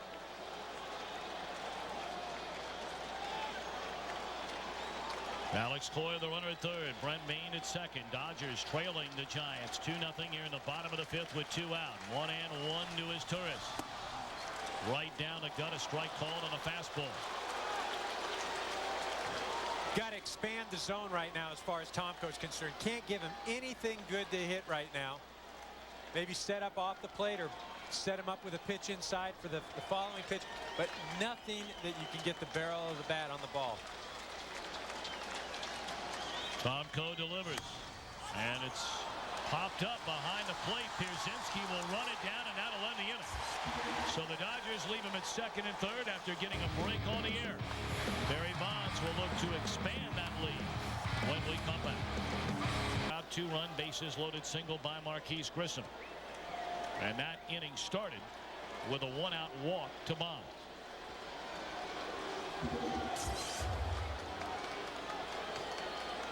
Dodgers put on the defensive shift against Bonds.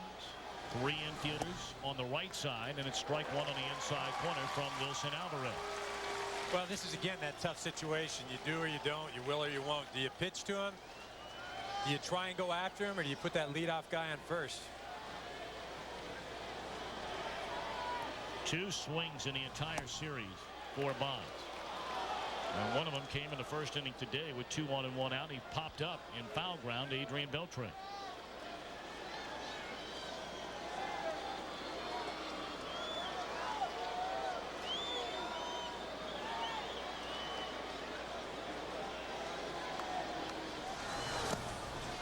Two balls and a strike. Well, in all the other major professional sports, you have Bonds with 6 MVP awards. Kareem Abdul-Jabbar won 6. Gordie Howe in the NHL won 6. The most ever. Wayne Gretzky won 9.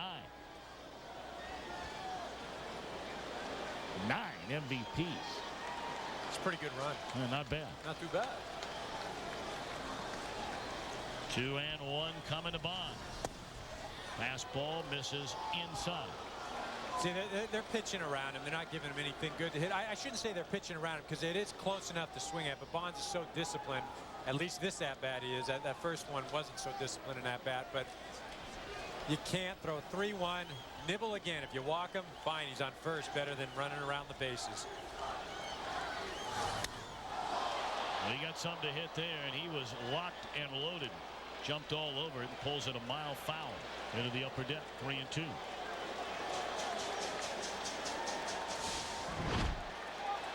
Well, Barry's so tough to pitch to. That pitch may even be inside for a ball, but he can get his hands to any ball as quick as anybody I've ever seen.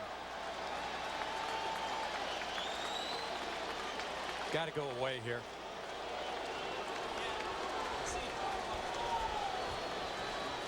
Three 2 pitch coming to Bonds, leading off the 6th inning. And they go away in the dirt, ball 4. Bonds has walked for the 2nd time. Last week, for our Budweiser fantasy player, we revealed the all-time fantasy leader in this great rivalry, Willie Mays. For equal time purposes, here's the Dodgers' best fantasy player in this series. How about Gil Hodges? 51 home runs in his career against the Giants. Log on to foxsports.com, keyword fantasy baseball. Today's game brought to you by Budweiser. Grab a cold, fresh Budweiser. It's game time. And that right there is what separates Barry Bonds from any other player, from Adrian Beltre, from Scott Rowland, from Albert Pujols. You do not pitch to Barry Bonds. He's going to be standing on first with nobody out. That increases your percentages or your probabilities of scoring a run. It's not just go after, hey, he pops up, he pops. If he's not getting a hit, he's walking down to first base. Saw career walk number 2,300 for Barry Bonds. And then a breaking ball paints the outside corner, strike 1 to JT Snow. I mean, coming into today, if you take away all of Barry Bonds' hits, his on-base percentage is still 14th in the National League. Taking away all of his hits. It's unbelievable. It's just unbelievable. I mean, they don't even make statistics like that on computer games. It would be so outlandish. Yep. He has walked 103 more times than the next closest to him in the major leagues in that category, Todd Helton. Look at the on-base percentage. Over 600. And that's what Eric was talking about. If you just took away the 135 hits, and there you go. He got a great jump. They'd have never thrown him out. Snow offered at the pitch and fouls it away. That's a 1-1 pitch. If you take that pitch, then it's 1-2. JT swings at it. He had a great jump. That's the Barry Bonds that has over 500 stolen bases.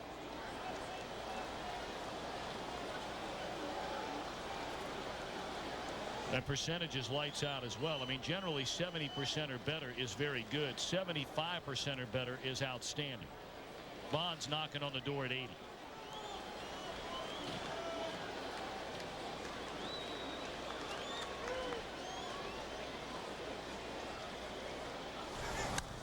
Breaking ball popped up. Short center field. Who wants it? Finley got a late break and is called off by Worth for the first out of the inning. Well, this week's WebMD symptom checker focuses on Dustin Moore and his severely bruised left knee. Thankfully, that's all it was. A very ugly play that ended the game the other night in San Diego. Check your own symptoms with WebMD's Symptom Checker at WebMD.com. Felipe Alou telling us before the game today that Moore is available to come off his bench. Going into the foul ground, and the mound there in San Diego, tripped over it, extended that left knee, and a bad bruise behind it. As a player, I do not understand why the new ballparks have the bullpens on the field. I mean, maybe it adds character, but it could also add injury, as it did right there with Dustin Moore. No reason to have them on the field. They're like landmines out there. Moore's ready to roll. Already has the batting gloves on, bat in his hand. He wants to swing that bat here today. 1-0 pitch. Low and away to Davy Cruz. Well, this kind of electricity and with what's at stake, everybody wants to get in the game and play a role, have an impact. Dustin Moore's done a great job for the Giants, been competitive all year. Of course, he wants to get out there. Big happenings taking place as well up in Northern California. Cruz puts a charge into one, deep left field. Worth going back to the wall, and he leaps up to get it. Bonds racing back to first, and Cruz just missing, making it a 4-0 game. Let's quickly check in with Jeannie Zalasko. We're going up to the Bay Area. SoCal fans have seen this a few times. Vladimir Guerrero with a bat. Deadly. Guerrero, 6 home runs, 11 RBI during his last 6 games. This one's so important. Tied up the ball game. 2-run shot. Everybody has 2, bottom 6. Jeannie, thank you. Is there any doubt that Vladimir Guerrero has made himself the American League's most valuable player all year, and especially this week? I think he just iced it this last week with the way he's played. A case can be made for Manny Ramirez and David Ortiz over in Boston. But those two guys are on the same team. They're helping one another out. Vladimir changing leagues and having the impact he's had with the Angels. He's my MVP.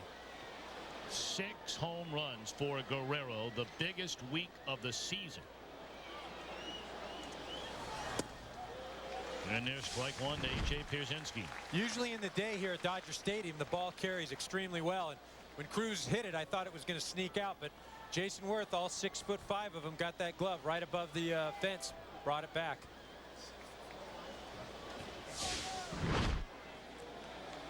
I guess we don't need to vote for MVPs this year. I already gave it to Barry Bonds and Vladimir Guerrero. You're right.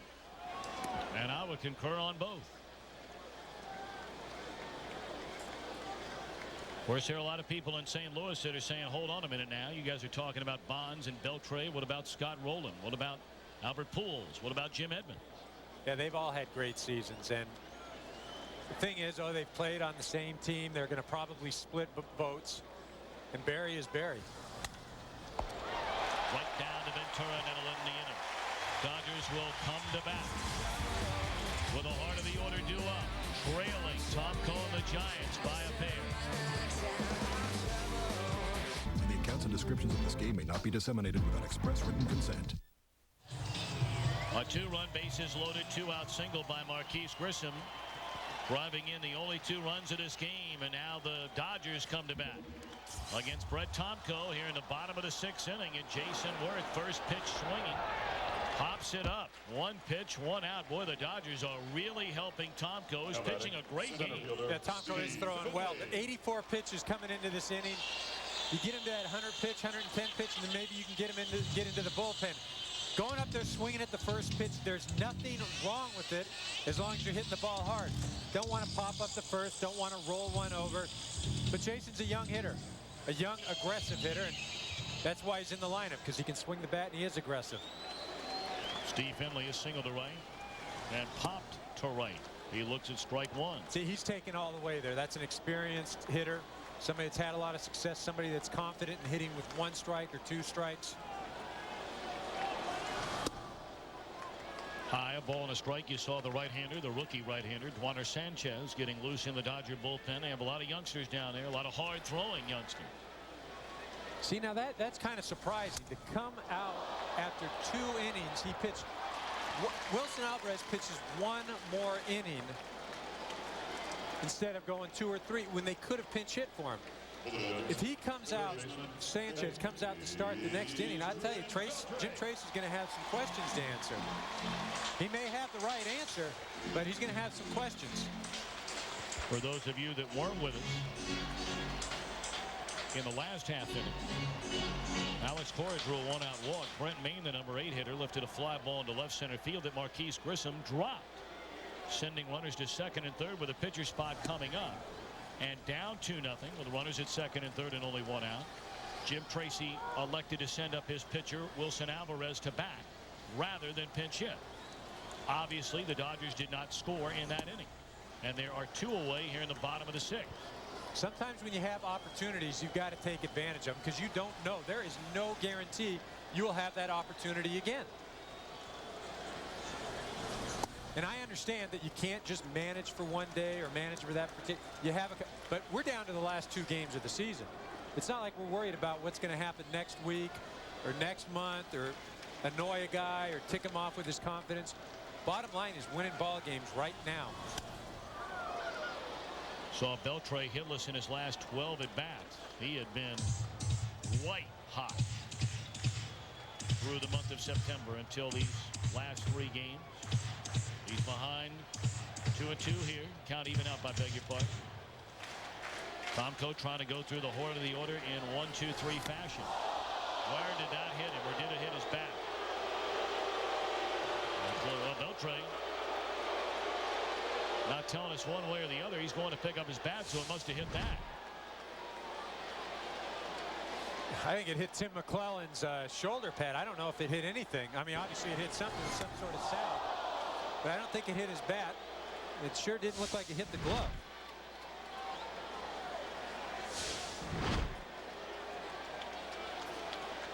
Well, you're right. It didn't look like it hit anything, and yet it's still a 2-2 count. So apparently that was not ball 3.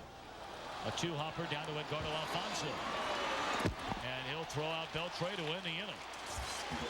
What an effort by Tomko here today. We're back after a break from your local Fox station.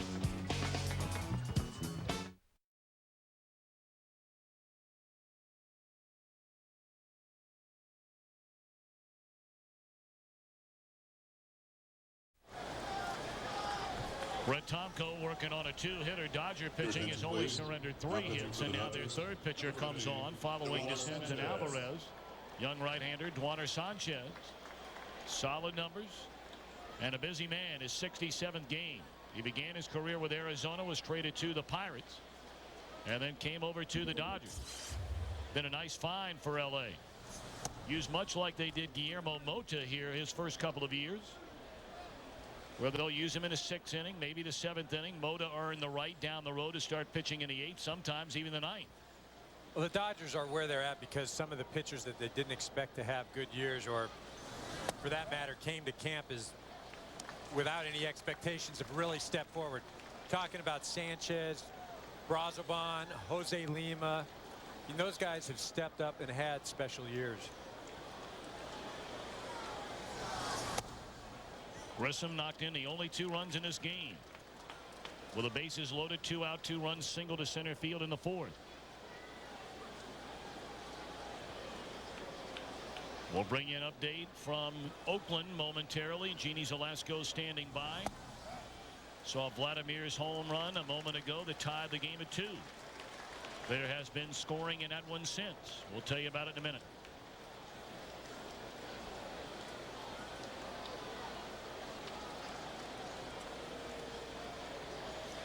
Two and two to Grissom. And that ball clubbed into deep left center field, and Grissom has knocked in all 3 Giant runs today.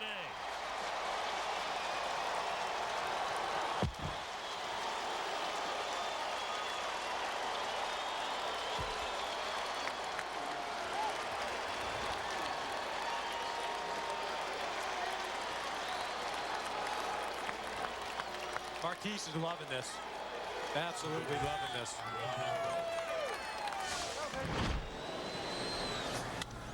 Right down the middle of the plate. And that's the problem with some of the hard throwers that the Dodgers have. They're young hard throwers, and they don't have the command that you'd like to see.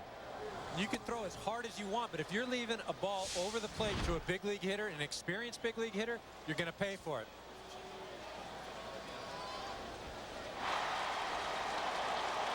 The Giants 9 outs away from drawing to within 1 game of a National League Western Division tie.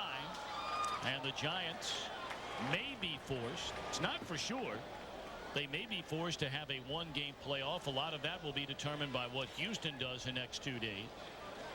And now Jim Colburn coming out to the mound to visit with Sanchez and Grissom. 5 RBIs in the first 2 games of this series, including all 3 here today. Yeah, he's been a Dodger killer, and this is a guy for the Giants that has been everywhere in the lineup, and now he's found himself in the 8th hole. Doesn't complain, goes out there, does his job. 20 home runs, 275, 85 RBIs coming into today from a number 8 hitter. That's what you love that.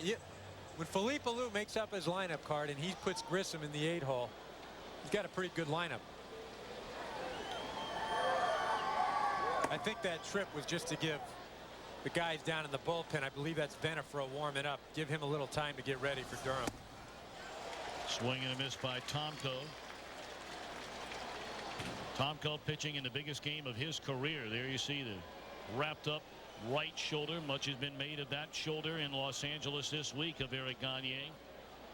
After the trade of Guillermo Mota, Jim Tracy said point blank, I've had to use him with more frequency and for more extended periods of time than I otherwise would have had Mota not been traded to the Florida Marlins along with Paul LaDuca. And it's caught up to him. And I'm watching Gagne down there. Looks like he's got a new hairdo. He's got a perm or something down there. That's not going to scare many guys. Gagne is a guy, though, that is going to go out there regardless. His arm can be falling off. He's going to go out and throw. For a game break, let's check in with Jeannie Velasco. We're going north. Garrett Anderson suffered from knee pain earlier in the week. How about a brain cramp today? Yikes. Doesn't lay out to stop the Damian Miller offering, and the Angels pay the price. A run scores. The A's go ahead. They grabbed another one. It is 4-2 top 7. And this just in, guys. The Phillies have asked Larry Boa to step aside. He can go ahead and leave. He has been fired. He was approached before tonight's game, before the announcement. Boa said, I'm not talking about it. You probably know more than I do. Not that he didn't expect it, but maybe the press conference coming a bit earlier than he might have seen coming. Well, the Philadelphia Phillies, you talk about high expectations for a franchise going into this season. Obviously, the Phillies will not qualify for the playoffs. Although, you know, the one thing about that situation, and Eric, I was thinking about this today. You know, a lot of times when a team falls out of the race, the Phillies did basically about 3 weeks ago. You know, if guys don't care about their manager, you'll see some guys start phoning it in. The Phillies over the last 3 weeks have played their best baseball of the season. Now you may say, well, yeah, the pressure's off and all that kind of thing, but clearly they've not given up. Well, I don't think Boa's the reason. That team has been beset by injuries, whether it's Pat Burrell, Millwood, Wagner. I mean, there's only so much a manager can do. Now, if you've got all your horses and you're running out a ball club that's not winning it all, then maybe you have to say, hey, look, you know what, maybe it's my fault. But to say that Larry Boa is the reason, I think that's the wrong way to point the finger. That's what it is. 2-2 to Ray Durham. And a breaking ball too far in. See, I wonder if find out after the game if Wilson Alvarez, how he was feeling, if the hip was acting up.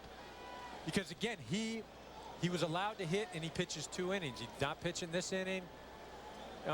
Sanchez comes in, gives up another run.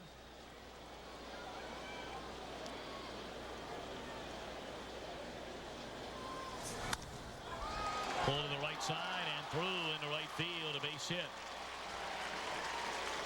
1 out single by Durham. Now to be Michael Tucker. America's #1 pregame show is back, and this week we'll take an insider's look at Michael Vick's success on and off the field. Plus Raven star linebacker Ray Lewis will go 10 yards with Terry Bradshaw. Fox NFL Sunday returns tomorrow, noon Eastern, 9 Pacific on Fox. Jim Tracy will come get Juaner Sanchez and bring in Mike Venafro. We'll be right back. Mike Venafro pitching in just his 17th game. Brought up to the Dodgers Major League Club after they moved their left-hander Tom Martin earlier at the trade deadline.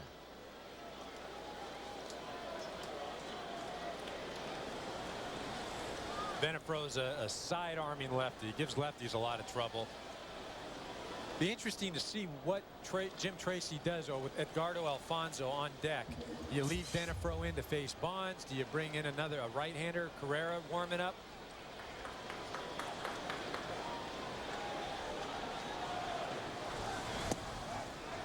Strike one on the inside corner to Tucker, who's 0 for 2, drew a walk back in the opening inning. Sid struck out swinging and fly to right. And there is Giovanni Carrara getting loose. Left-handed hitters don't normally see a lot of left-handed pitching, especially platoon guys, let alone a left-handed sidearmer. Cued off the end of the bat, 0-2. Well, the Giants have come rolling into Los Angeles. 3 back with 3 to go. Won the series opener last night. Lead here today 3-0 behind a splendid pitching of Brett Tomko. Trying to send it to the final day of the regular season, maybe more than that, to determine the National League Western Division champion. His Turris backpedals, and he's got it for the second out of the inning. Well, let's see what Jim Tracy does now with Edgardo Alfonso coming up. Edgardo Alfonso. And here he comes, and we'll bring in the right-hander Giovanni Carrara. We'll be right back. Marquise Grissom, a 2-run single in the 4th inning, a solo home run leading off this 7th inning. Giants lead the Dodgers 3-0. And now on the pitch, another terrific pickup in his second go-round with LA, right-hander Giovanni Carrara. This is another player the Dodgers did not count on in spring training at all. Wasn't even around. This guy is a trick sort of pitcher. He doesn't come right at you, but then he has the ability to go after you with a 92 or 93 mile an hour fastball. Nibble, nibble, nibble, whack.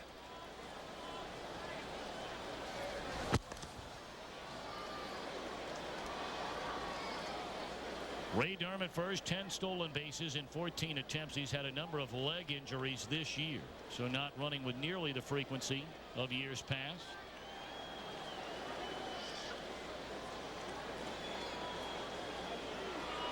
And the pitch coming to Alfonso. Strike one on the outside corner. A sellout crowd here at Dodger Stadium, and they have had absolutely nothing to get excited about.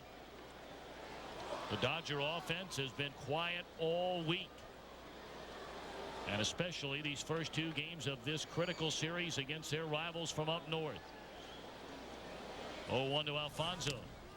Foul tipped, 0-2. The absence of Milton Bradley has had something to do with that as well. Obviously, him being suspended and not being in the lineup. If he is in the lineup, what that does is it backs everybody else up. Say, for instance, a couple innings ago, instead of letting Wilson Alvarez hit, maybe you pinch hit for him. But Jim Tracy's looking at his bench and he's saying, well, my options are Choi and Grabowski, and maybe those aren't the options I would normally use. If Bradley's out playing, Ventura may be sitting on the bench. Hey, I send up Robin Ventura. So that may be his thinking in that situation.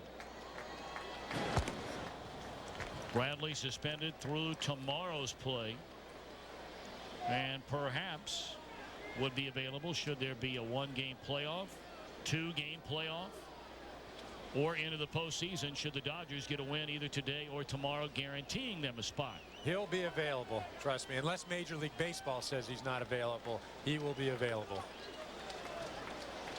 0-2 to Alfonso. Fastball high.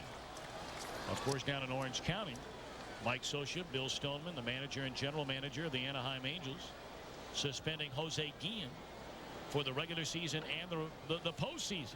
Well, that's just a different approach, and you know, we don't know the history of what went on with Jose Guillen. He's played for a number of ball clubs, but he's played well, and to say, hey, you're not eligible to play the rest of the season, you're not going to be in the playoffs, that's sending a strong statement. But I'll tell you, looking around baseball, the people, they earned a lot of respect, the Angel organization. Swing and a miss. Carrara does his job.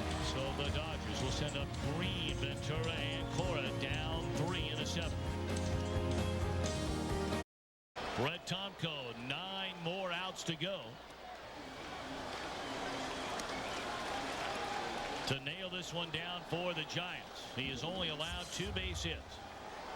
A 2-out single by Finley in the first, a leadoff single by this man, Sean Green, in the second.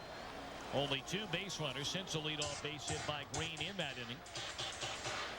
A 1-out walk to Cora in the 5th inning, and then the fly ball, an error charge to Grissom. Green pops it out of play. Well, the 2 innings that have been a real test for Tomko have been the 4th inning and the 6th inning. That's when the heart of the lineup for the Dodgers came to the plate. He went through the 4th inning on 9 pitches, and the 6th inning 10 pitches. Tomko has 2 complete games this season. Inside, even a count on Green. He'll be followed by Ventura and then Alex Cora. No activity in the Giant bullpen. Why should there be?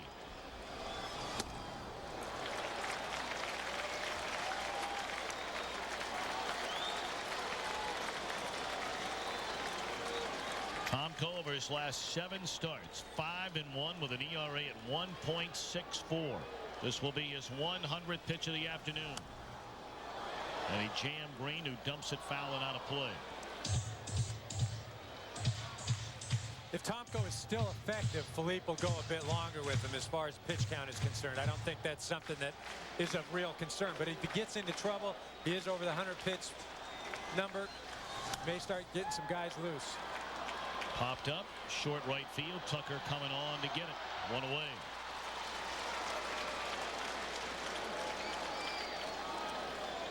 We invite you to tune in to the NFL on Fox tomorrow for an exclusive sneak preview of the Universal Pictures movie Friday Night Lights. What a great book that was. Came out a number of years ago about a high school in Odessa, Texas. It opens nationwide Friday, October the 8th.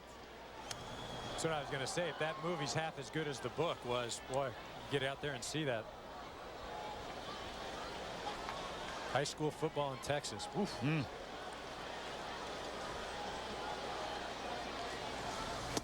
Swing and a miss. Tomko has it all working today. There have not even been loud outs by and large today by the Dodgers against Tomko. Very few squared up pitches. Now Tomko has, saved this day to pitch his best game in probably his career. Swing and a miss by Ventura on the slider that ran in on his hands, and there are 2 gone in the LA 7th. And again, I hate to beat a dead horse, but when you have an opportunity against a guy that's been throwing this well, you've got to take advantage of it.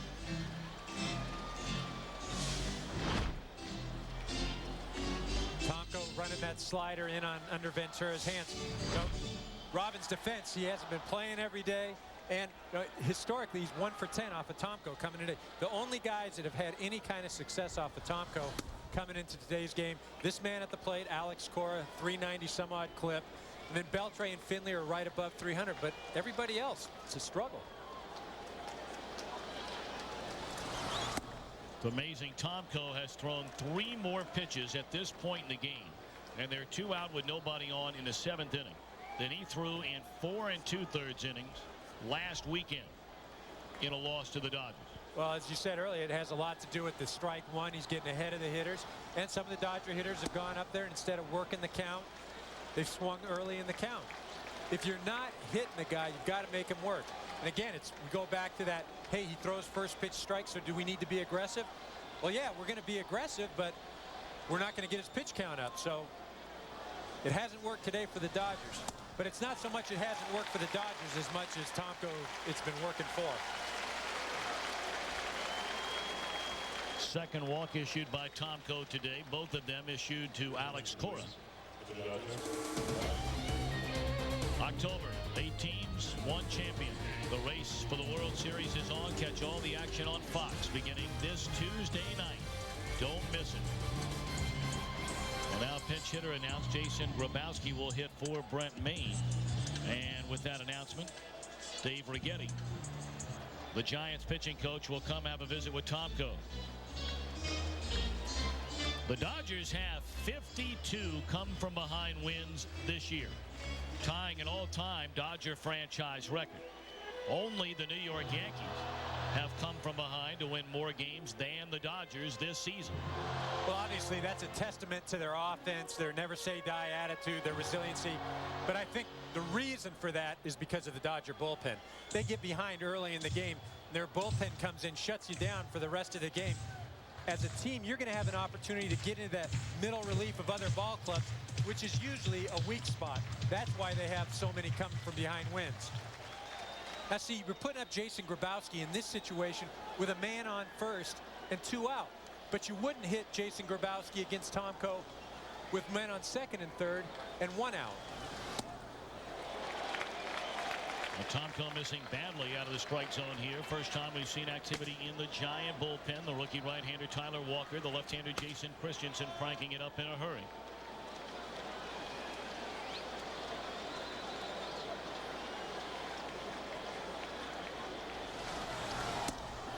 (2-0).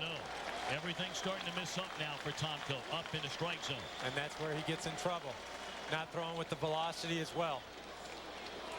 Olmedo signs, standing in the on-deck circle. If the inning continues here in the 7th, he will bat for Giovanni Carrara. Taking all the way Grabowski, 2-1.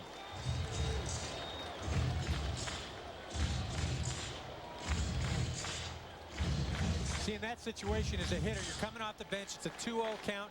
You know Tomko doesn't want to walk you. You got to be ready to pull the trigger. 3-1. Well, Tomko, a wild one out of the zone from bringing the potential tying run to the plate.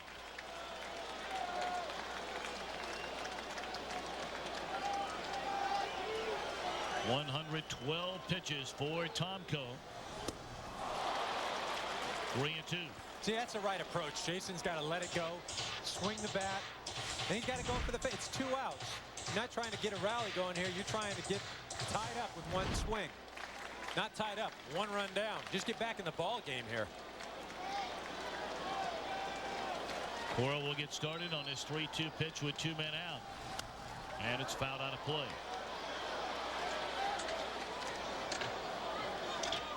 The entire year until about the last month, the Dodger bullpen has been sensational. The Giant bullpen much maligned. But down the last 4 weeks of the season, it's been the Dodger pen that's had its ups and downs, and by and large, a Giant bullpen has been very, very good. Struck him out to end the inning. 7 shutout innings by Tomko. We go to the 8th. 3-0 Giants. 0 lead. Giovanni Carrara still on the mound.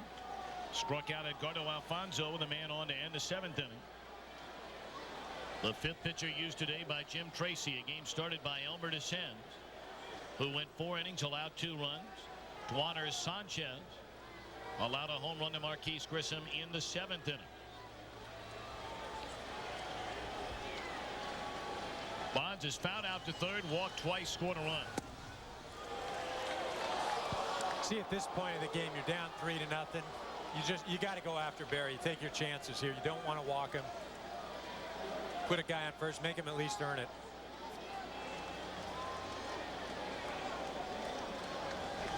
Bonds is 0 for 6 off Giovanni. I'm sure Giovanni knows it. I don't know if Barry knows it, though. I don't think Barry cares. No. Well, he talked about on this date, 3 times the Dodgers have clinched a playoff berth. They still, of course, have a chance to do it today.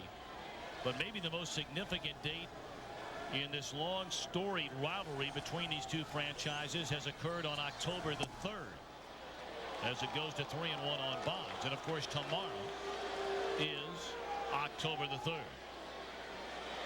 If I'm not mistaken, October the 3rd, 1993. Was that a date? That is one of them. Yeah.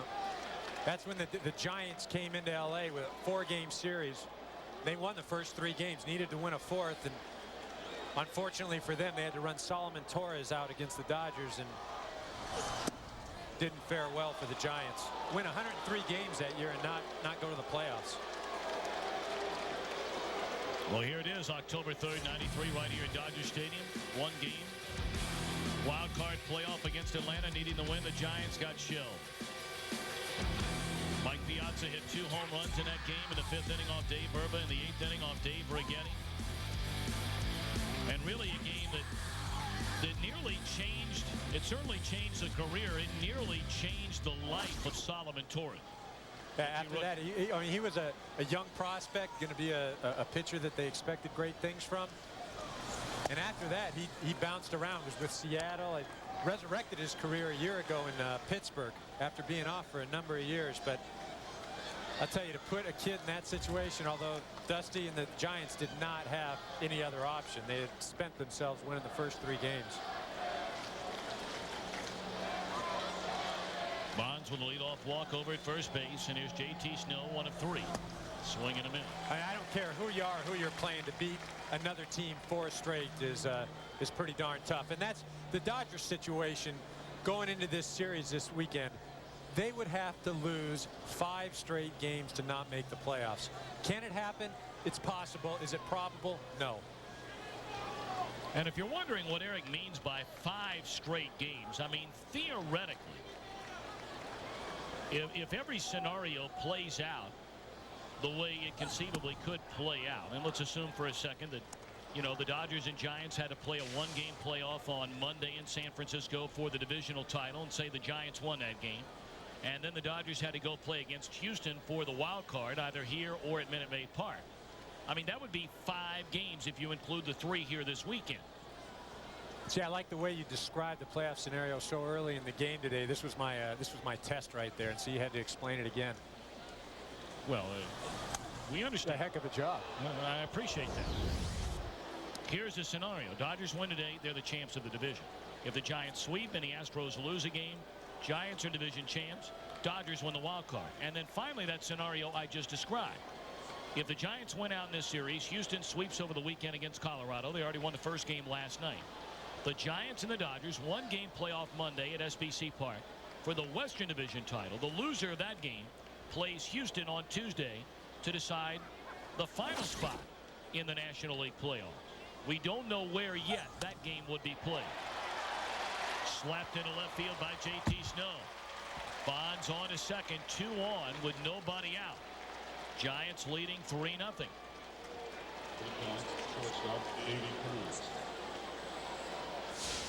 JT doesn't hit for the power that he used to when he was younger, but he still knows how to put the bat on the ball. Outside pitch, doesn't try to do too much with it, lines it into left field.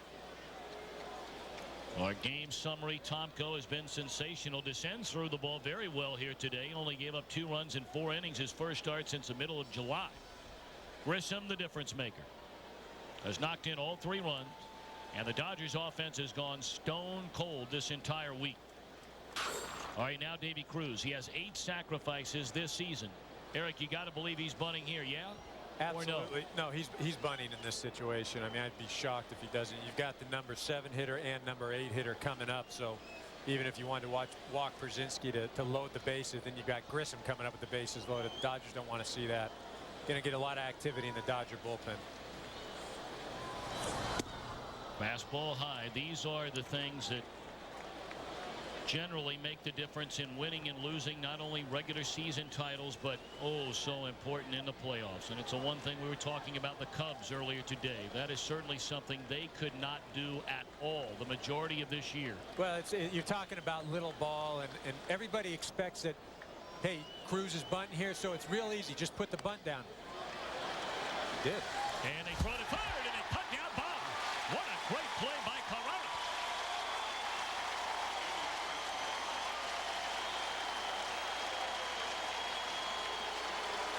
That's a great play right there. It's a great play because you got him out at third, but you have to make that play in this situation, or you have to at least attempt it, because you put runners on second and third when you're down 3-0. You don't want it to be 4 and 5. Cruz got it down a pretty good bunt, but Carrero got off the mound quick, just spun and throw, and Beltre was waiting for the force out at third. It's the right move right there to bunt him, and it's the right move to go after him at third base, especially, like I said, when you're down 3 runs.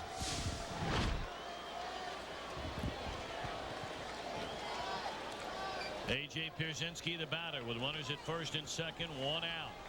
Giants lead 3-0. We're in the 8th. Oral Hershiser used to tell me when he pitched in LA that the first 5 innings you don't want to try to make the great play or the exceptional. You don't want to lose the game the first 5 innings. After that, then you can go make the play that is going to be a tough one. You may risk things a little bit. That right there is a risky play. But it's late in the game. The Dodgers cannot afford to fall behind any further. Turns out to be the good play. 0-1 to Pierzynski. Snow and Cruz aboard. Pull to the right side. Ventura to second. The relay throw, and that's a double play. And Carrera spikes the ball into the ground, trying to ignite this crowd. And this offense, the Dodgers down 3-0. Brought to you by Miller High Life. To live simply, proudly, boldly, manly. This is the High Life by City Business with real live small business specialists on the phone. That's a card you can count on. By GMC, we are professional grade. And by Star Wars Trilogy for the first time on DVD. Own it today. Terry Carroll's on a lifeguard stand. Now in his spare time, saving lives along the beach. Yeah. Maybe in my younger days, not now. Especially in not playing. In there, Steve Reich 1 to Olmedo Signs, who bats for Giovanni Carrera. Signs has been a great pickup for the Dodgers. Had a big grand slam against the Diamondbacks a few weeks earlier. One on it, fouled back out of play. Another member from the Oakland A's organization, Paul DePodesta, the general manager, coming from Oakland. Signs is an Oakland A. Jason Grabowski, Venafro.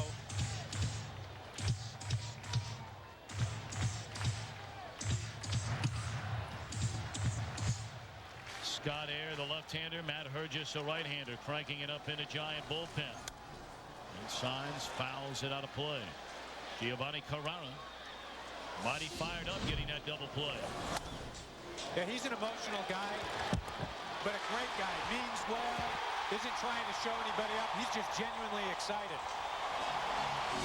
I said, when you're playing against certain guys, there are certain guys that you have enough of. They're just showing you up, and they're doing it for the show, and they're not serious about it all the time. Guys do that all the time, like a Lima. That's just his nature. Carrera, he means well. He's just excited.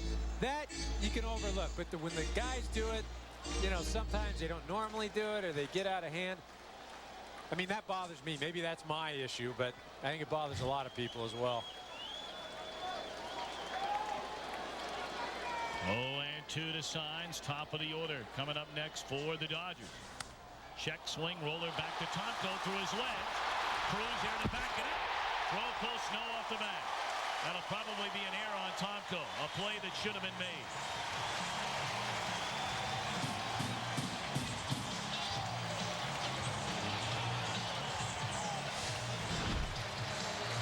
Tonko got down, and it looked like he was in decent position. It just a little bit to his right. Sometimes as a pitcher or even as an infielder, it's tough to gauge how fast the ball is coming off the bat. And maybe he thought it was coming slower and it got by him, or maybe he thought it was coming back. It is difficult. It's not as easy as it looks. Jose Flores coming on as a pinch hitter. Still no scoring decision on that play.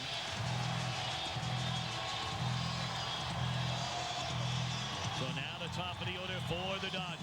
That'll be an error.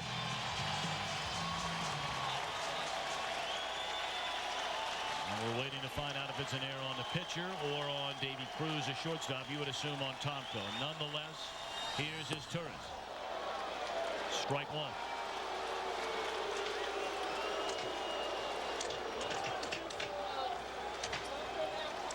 Is Torres 0 for 3, is bounced to first, line to center, and fouled out to the catcher. Big hitters due up shortly in the inning. And it's high, a ball and a strike. Well, Tonko's getting high in the pitch count. He's only faced 4 batters once he's gone over 121 pitches. So obviously the Giants have guys down in the bullpen. They're watching him close. Now you're talking about 4 batters all year. 4 batters all year. 4 batters all year. So this is relatively new territory for Tonko. But as effective as he's been, you can't very well go out there and take him out. Well, Felipe Alou took a lot of criticism for a game in Arizona where he removed Tomko from a game, leading 1-0 after 6 shutout innings. Giants ended up losing that game. There's a strike to his Turris, who is very unhappy about that call. He felt like every pitch in his at-bat has been up in a strike zone. That's belt high, maybe a little bit above belt high. When guys argue, it's more or less with the consistency. If Tim McClellan's been calling that all day, then you can't argue it. But apparently Caesar feels like, hey, you haven't been calling that pitch all day long, and now you're going to call it on me. Into short center field, Grissom will get there, and that's the first out of the inning. Incidentally, they have changed the call a moment ago. It is a base hit for Olmedo Signs, if you can believe that. Fans at home are currently voting among these outstanding plays from today's game to select as a singular play of the game. Grissom's RBIs, Tomko's performance, or the Jason Worth catch at the wall. You can vote on your singular phone by text messaging the word play to the number 883. Now this is the guy that's dangerous, especially facing Tomko. If Tomko goes after him with fastballs, you know, Jason Worth is aggressive. He's going to let it go here. And the last thing you want to do if you're Tomko is make a pitch and have it be a 3-2 ball game. Set him up with some breaking balls, stay out of the zone. He's a free swinger. There's no reason you have to come into a guy like Worth right now. And let him get himself out. You got to wonder, Eric, if this may be the final batter that Tomko faces today. You have the left-handed batting Steve Finley on deck. Right-handed batting Adrian Beltre after him. Swinging a foul ball back out of play. Maybe Felipe Alou feeling if he can give me one more batter, then I can match up lefty-lefty, righty-righty to close out the 8th. Give it to Hermanson in the 9th. Yeah, well, that's the ideal situation. And here it is, the famous, let me get just one more. Hopefully Jason Worth, for the Giants' sake, doesn't burn the Giants. You bring in Christensen to face Finley. Finley and Beltre, like I said earlier, a bit over 300 facing Tomko, so I've got to believe this will be the last hitter. And it's served into center field, a base hit. So the Dodgers, with the heart of the order coming up, they have 52 come from behind wins this year, have forced Felipe Alou into a corner. Decision time. Does he give it to Christensen?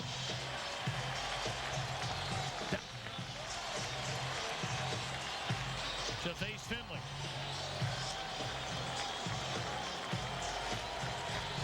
Scott Air is a left-hander down there. Still no signal given yet by Felipe Alou, and now he summons Scott Air. What an effort by Tomko. 127 pitches, a season high. We'll be right back.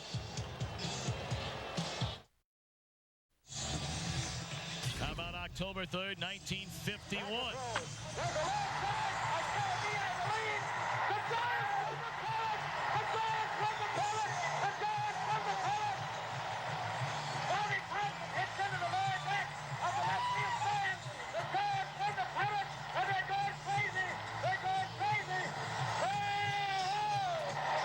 At the Polo Grounds, Dodgers were up 4-2, 1 on, 2 out. Ralph Franklin to Bobby Thompson, a shot heard around the world.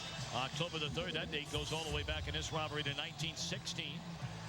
The Dodgers 9-6 win over the Giants, which clinched the Dodgers' first ever World Series appearance. Talked about 1951. What about 62? On October the 3rd, Giants scored 4 times in the top of the 9th to beat LA in the 3rd game of the tie-breaking playoffs and advance to the World Series. Speaking of 1962, here it was. 3-game playoff for the pennant. Game 3 at Dodger Stadium. Dodgers led 4-2 in the 9th. Giants get 4 runs. The winning run scored by Felipe Alou to advance to their first World Series since moving to California. They would lose that series to the Yankees in 7 games. Steve Finley with 2 on and 1 out. Dodgers down 3-0. Finley in his career against Scott Air, the new Giant pitcher, is 6 for 13 with a home run. Felipe Alou is hoping right now that 6 for 13 means Scott Air is due to get him out. Shadows are starting to play a role in up at the plate right now for the hitters.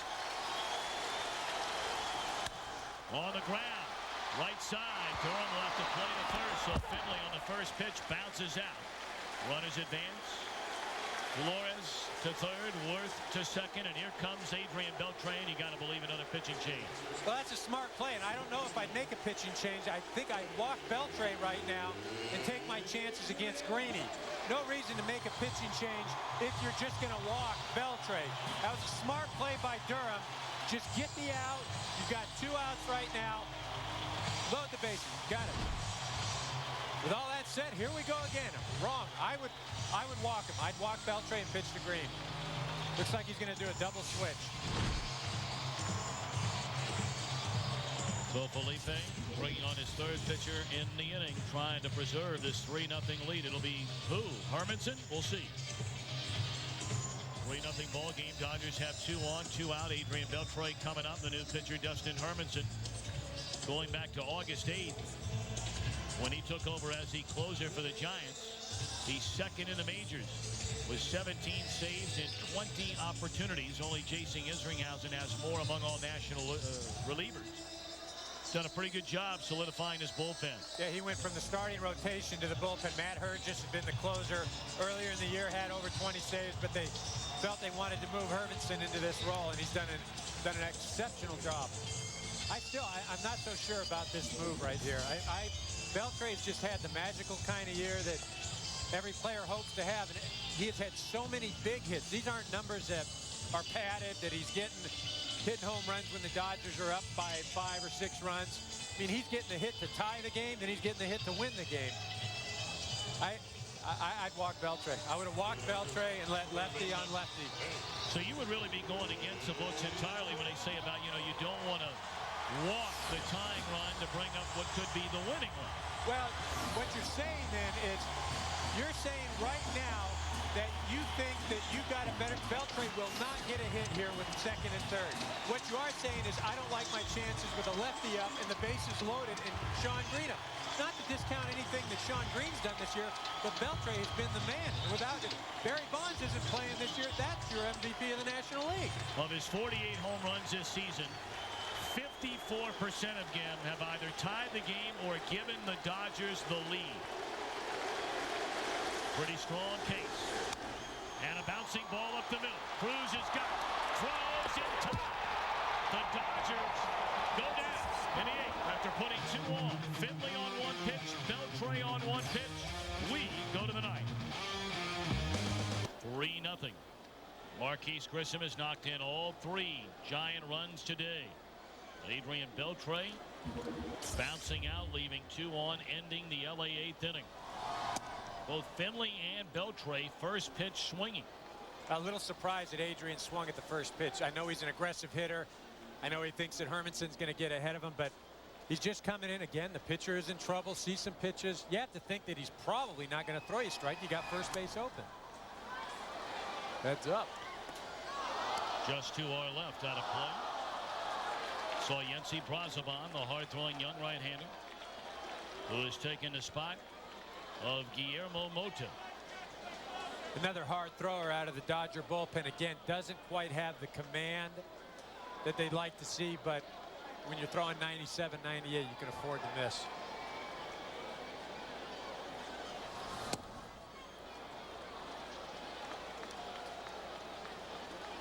Brazoban, he was a throw-in. Well, I shouldn't say a throw-in, but he came over in the Jeff Weaver, Kevin Brown deal from the New York Yankees. He was an outfielder for the Yankees and converted him to a pitcher.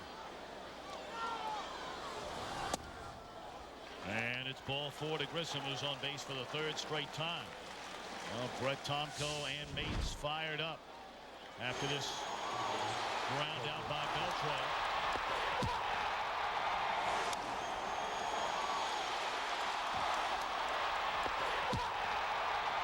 What a big league performance today by Brett Tomko. If anybody ever questioned his fortitude, all they have to do is get a tape of today's ball game, because he has definitely answered any and every question about whether or not he can pitch in a big game.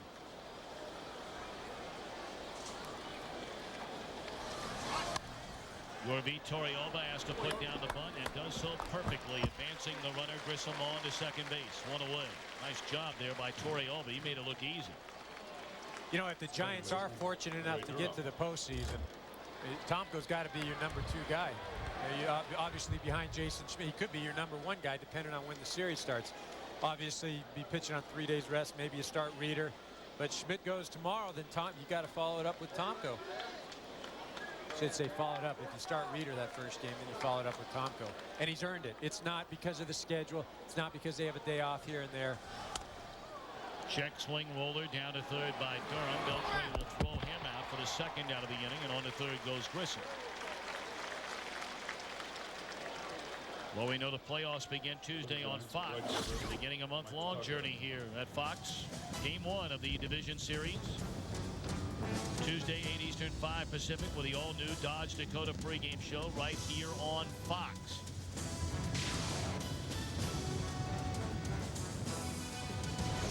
One of the National League Division Series will begin on Tuesday and then play Tuesday and Wednesday. The other will start on Tuesday, have an off day Wednesday, and then be right here on Fox Thursday. There is always one series in either league that goes an off day in between the first 2 games. Well, I think both of these clubs would love to see an off day because they're going to have to battle right down to the very end. And then if you have to have the games on Monday and Tuesday, I mean, that's just a disaster for your pitching. You go into the playoffs and you got nothing left. You don't want to be spent getting to the playoffs if you're going to be out in 2 or 3 games. That is the one thing when you're ahead, and you talked about it earlier, is it's 2-1 to Tucker. You know, in Jim Tracy's position, he was able to align his starters that if they reach the postseason, he would have all the guys he wants when he wants them. Well, it's just like we discussed with Jim before the game. He said that, look, the most important thing is to align the rotation to give yourself the best chance to win in the playoffs. Say tomorrow it comes down to whether or not, you know, the division's at stake. Houston loses today or tomorrow.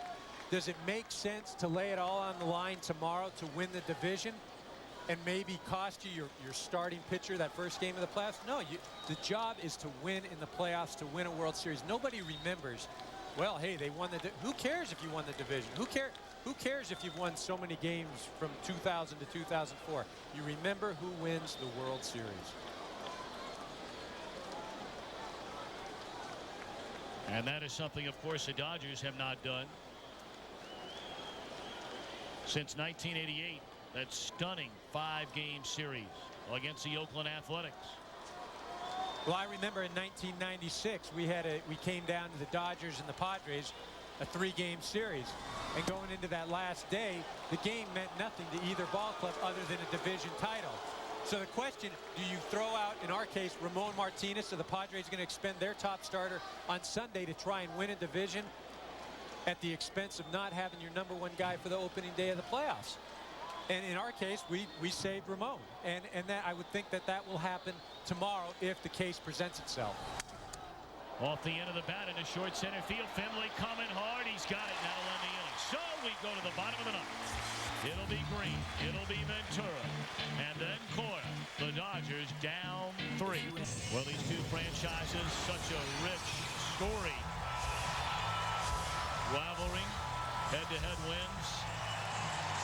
The Giants, 1,048 to the Dodgers, 1,023 each with 18 National League pennants. The Dodgers one more World Series title. Talked about the Dodgers' last World Series title came in '88 for the Giants, 1954. Of course, the Giants were there in 2002 and came within a handful of outs of eliminating the Anaheim Angels. You know the rest of the story. The Anaheim Angels are 2 outs away from clinching the American League's Western Division Championship, leading Oakland 5-4 in the 9th inning with Troy Percival on the mound.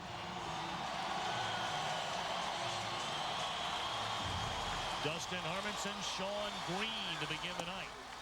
And it's strike 1 on the outside corner. 3-0. Giants lead it. Trying to send it to the final game of the regular season tomorrow.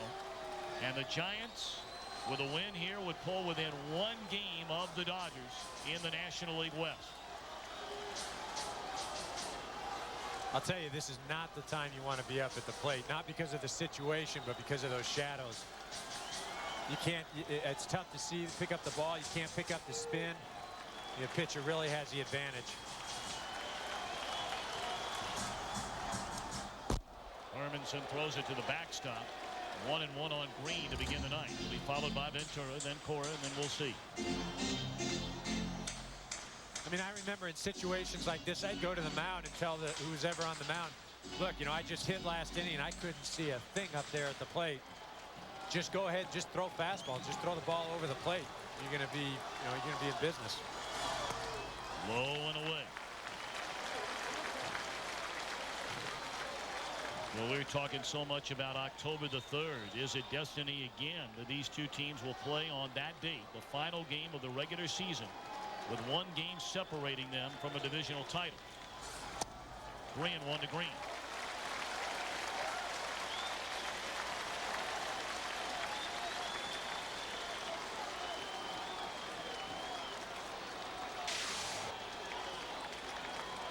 Well, in a moment, we will be sending you to Oakland, where the Angels are now an out away from winning the American League West. Short left field, Bonds can't get it. And Green will stop it first with a leadoff loop single into left field.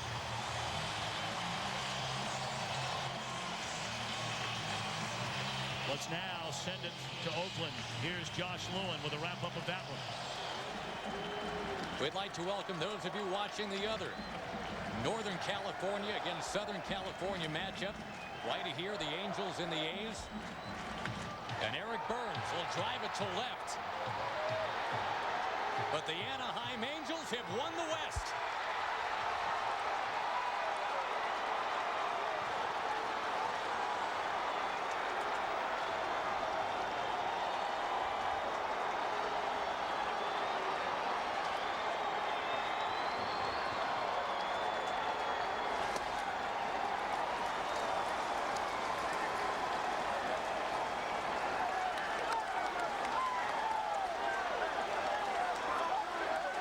Troy Percival saves it in the 9th inning.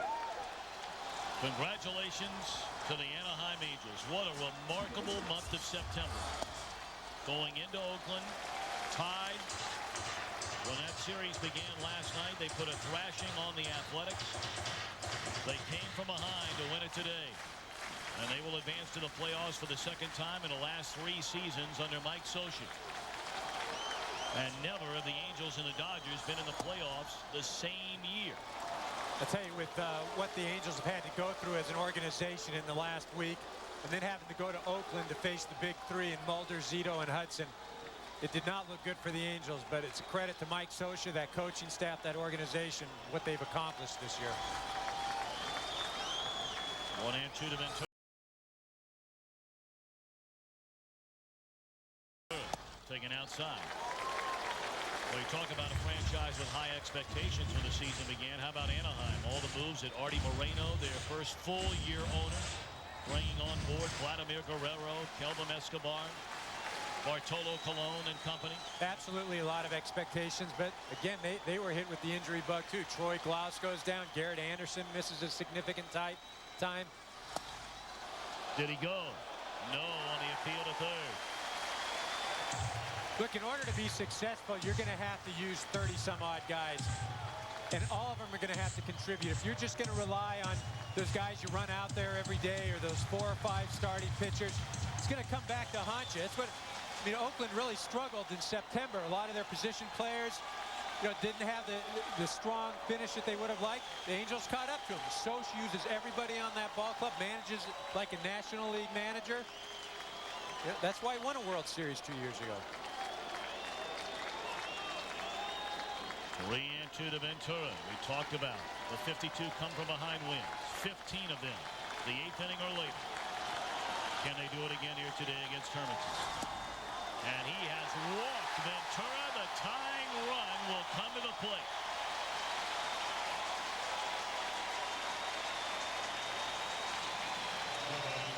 Our results are in for our singular play of the game. Regardless of the outcome, overwhelmingly, Brett Tomko's performance today, 127 pitches, a season high. in 7 1/3 shutout innings. He was spectacular in the biggest game of his career, as you talked about earlier, Eric. Easily the biggest game of his career, and he stepped up. And it's been a long time since that 96-97 season when he was in Cincinnati with Jack McKeon and Don Gullett, and there were questions about his makeup. And today he answered all those questions. For the last month and a half, he's really been answering all those questions. He's earned his spot as far as being a playoff pitcher, and if the Giants, like I said, are fortunate enough to go, Schmidt, Tomko are going to be quite a formidable group. Alex Cora the batter. 2 on, nobody out. Bottom of the ninth. Dodgers down 3.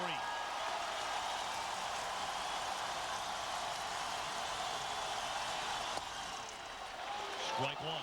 It's never easy, whether you're 2 games up with 3 games to go, or 3 games up with 3 games to go as the Dodgers, or whether you're up 3 runs with 3 outs to go. It's tough as heck to close things out.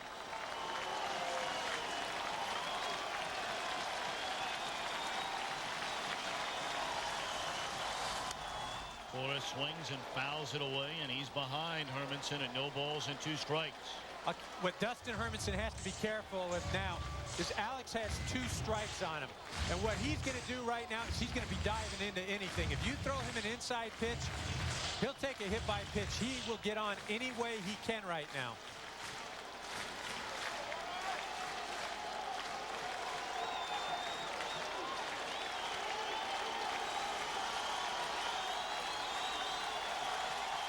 Green at second, Ventura on at first. Nobody out. Hermanson ahead at 0-2 on Cora.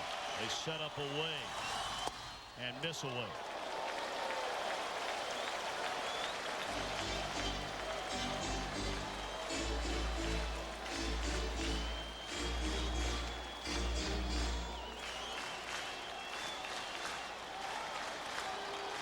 The Houston Astros are underway in the first inning at Minute Maid Park against Colorado. We'll give you an update in a moment.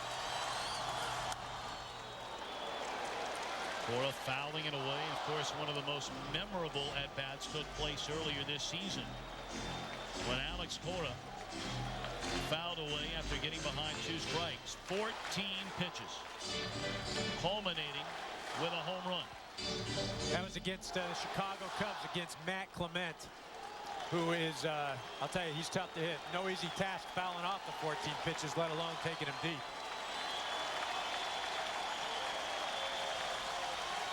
1-2 to Cora. Strike 3 called on the outside corner. That's a great pitch by Hermanson. Started off inside as far as where Torrealba was going to set up, so Sean Green at second base couldn't relay a sign to Cora, and then moved away with the breaking pitch. Great pitch right there. Now Jose Hernandez will be sent up to pinch hit. Hernandez with a lot of thunder in that bat. This guy can hit him as far as anybody in baseball when he puts a bat on the ball, and he has had tremendous success in his career against Hermanson. 8 hits and 19 at-bats. Another guy that's been key for the Dodgers that they didn't expect to produce like he has produced this season. Runs up and in, ball 1. Can play any of the infield positions, can play in the outfield, give you a good at-bat every time, and as you said, he's got tremendous power. When he does make contact, look out.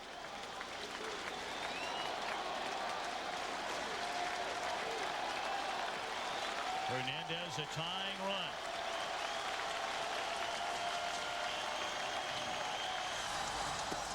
Two and 0. You got to wonder now. I mean, Hermanson badly needs a strike. Does he challenge Hernandez, who can hit the fastball, anybody's fastball, on his 2-0 count? I don't think I'd challenge Jose right now. I'd nibble, not throw anything over the middle plate. You got to look. On deck, you've got Hesop Troy, who hasn't had a lot of at-bats in September. You don't need to live and die with the guy at the plate. Off-speed pitch up and in, 3-0.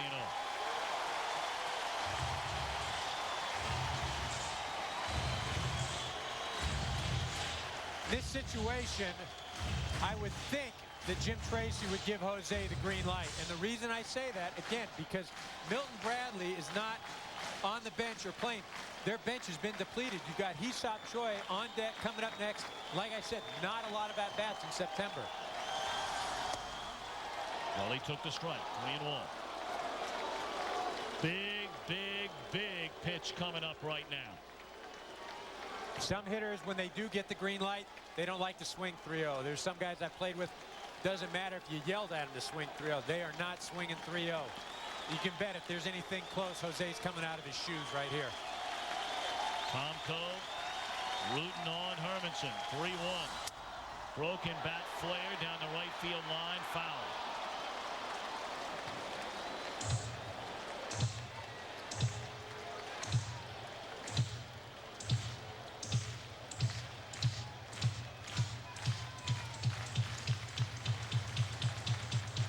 Dustin can kind of pick what he wants to do right now. He could go with the breaking ball.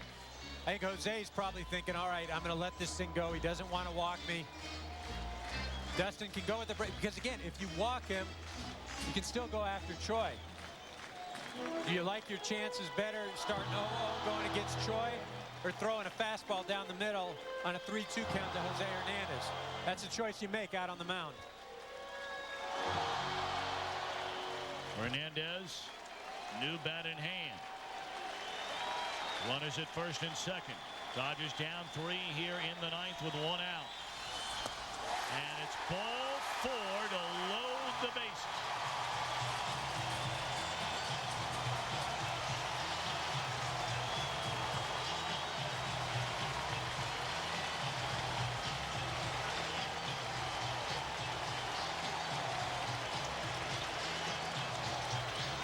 Dave Righetti will come out to the mound as Hee-Seop Choi is announced as a pinch hitter.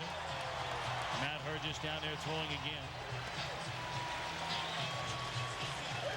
There is very little doubt about the power of Hee-Seop Choi. I mean, he always tore up the minor leagues coming up through the Cubs organization. He was going to be the guy ultimately to replace Mark Grace at that position in Chicago. That never happened. He was traded to the Marlins. Got very little playing time there. He's gotten even less since coming over in the trade involving Paul Lo Duca and Guillermo Mota. Well, there's a lot of upside for Hee-Seop, but the question is, will he ever reach that upside? When you're a young player, 25, 26 years old, and you've already been on 3 teams, you got to start to wonder. Hee-Seop does have tremendous power, but if you don't utilize it, what good is it? He's got a lot of holes in his swing. The reason you can never discount a guy like Hee-Seop, though, is the guy has a tremendous work ethic, and he has a lot of desire. That being said, you're going to stick with them for a little longer than you would somebody else. You see 15 home runs for Choi. 9 of those came in the month of April. And he looks at a strike. This would be a great time for the Dodgers for Hee-Seop to hit his first home run in blue. Highly, highly controversial trade then and even now. The deal that sent Mota and Lo Duca to the Marlins for Brad Penny and Hee-Seop Choi. Well, the trade was probably the right idea, but it certainly hasn't turned out. With Brad Penny, the Dodgers definitely needed a #1 starter. I don't think they figured it would be Brad Penny. I think they hoped to turn it over to get Randy Johnson. But Brad Penny's been injured, and Hee-Seop has really struggled and found himself into a relegated role. First time Choi has ever faced Hermanson. Hardy on the fastball and dumps it foul and out of play. That's a knock with Hee-Seop, is he's got a slow bat. If you throw it to a certain zone, he's going to get to it. Low and in, he can drop the head and get to it. Anything above his belt, from the middle in, he has a lot of trouble. Choi does strike out a lot. He'll walk a lot, but he strikes out a lot. 96 strikeouts in just 340 at bats. Rolled over foul. See, they're a little dangerous right now because Torrealba's setting up outside. And you're hoping maybe he'll roll over on something, but he gets his arms extended, something's hanging outside. Just as you said, he's got tremendous power. You bust him in hard. Yeah, I think that's where you got to make your living right now.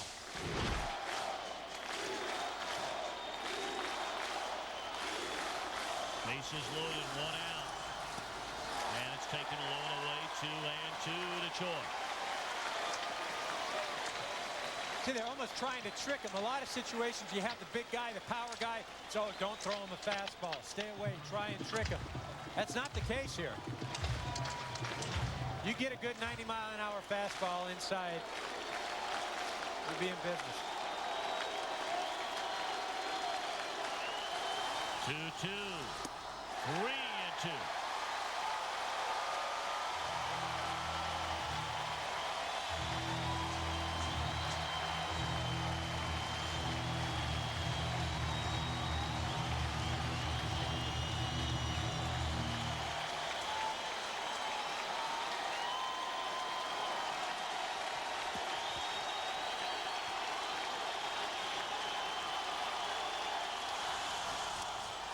Hermanson has walked in a run.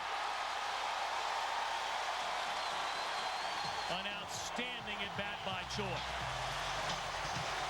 That was, he worked the walk, that's what he's known for. It was an outstanding at bat. Torrealba, they should have gone inside with a fastball earlier in the count. That pitch may have gone over the plate, but because he was set up away and had to reach back over the plate, Tim McClellan didn't give him the pitch.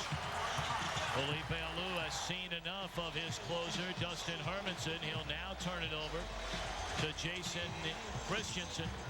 And while we have a break in the action, let's send it down the road for a game break. Here's Jeannie Zelasco. Oh, I know you're caught up in the excitement at the Ravine, but don't forget about the Astros. Craig Biggio made sure of that with a leadoff home run, and Houston is on the board, taking the 1-0 lead. But wait, Vinny Castilla has a bat.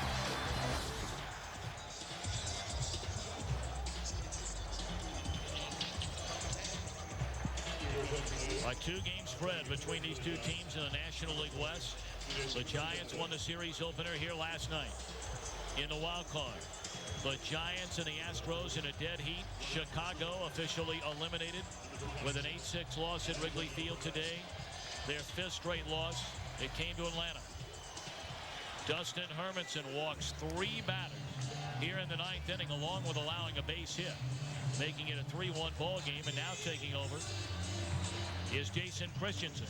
Well, and you have to wonder if bringing in Hermanson in the 8th inning to face Beltre, may have affected him. Here he's thinking, hey, I'm going to throw the 9th inning. Then he has to come in, get the out, and then go sit. And then he comes out, he's got nothing left. Gives up the base hit, has no command. Again, it's not just a simple situation of, hey, is this matchup better, Hermanson versus Beltre, or do I keep Scott Ira in, walk Beltre, and then pitch to Green? All these things. Again, you can look back and say, hey, what if? But that is another reason why I didn't feel that you should bring in Hermanson in the 8th inning.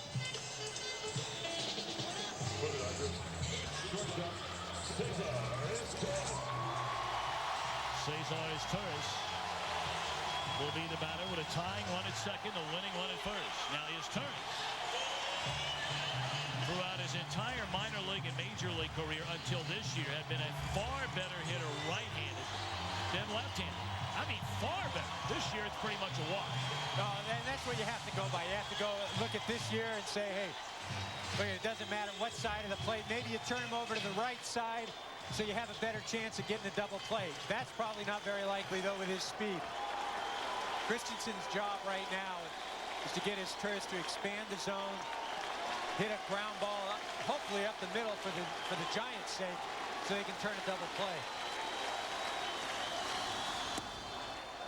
Steve Reich one on the outside. Corner 2 is Torres. Antonio Perez has come on to run, carrying the potential winning run at first base for Hee-Seop Choi. Ventura, the runner at third. Jose Hernandez at second. 1 out here in the Dodger 9th inning.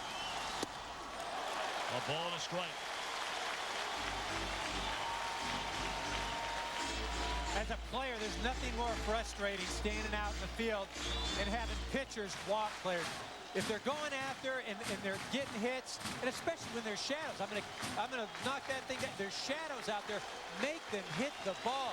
Don't walk players. That's the worst. On the ground, can they turn it? No! Cody Ransom the air, and a tying run goes to third.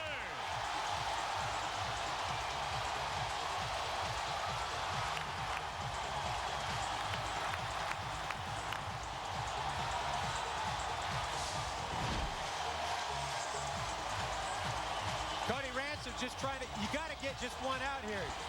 Try to field it on the side, come in, it's a tough play.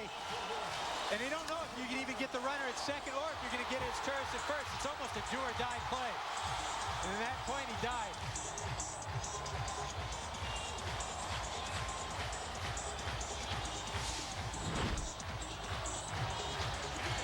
The tying run is at third, the winning run at second with one out, and here comes Felipe Alou again.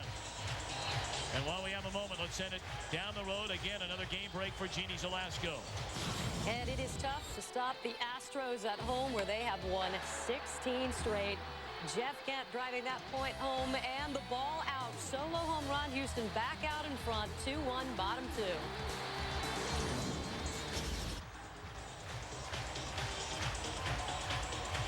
What an unbelievable bottom half of the ninth inning. It started with a single by Sean Green. Robin Ventura walked. Justin Hermanson struck out Alex Cora, but then walked. Jose Hernandez walked in a run. When he walked, Aesop Choi, and now this. I'll tell you, the Dodgers have been doing it all week, though. Cody Ransom, it's a do-or-die play. You've got a guy like his tourist running down the line. You've got Perez, a speedster, going into second base. There's not much you can do. You got to come in, hope it gets into your glove, and you get it over to first. But to go back, the Dodgers have been doing this all week. They were down 4 runs earlier in the week against the Rockies.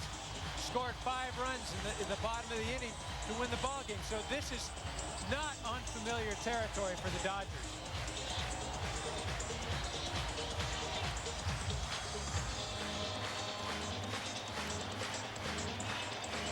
This giant bullpen, which we talked about, it struggled so mightily. The overwhelming majority of this season had appeared to get its act together.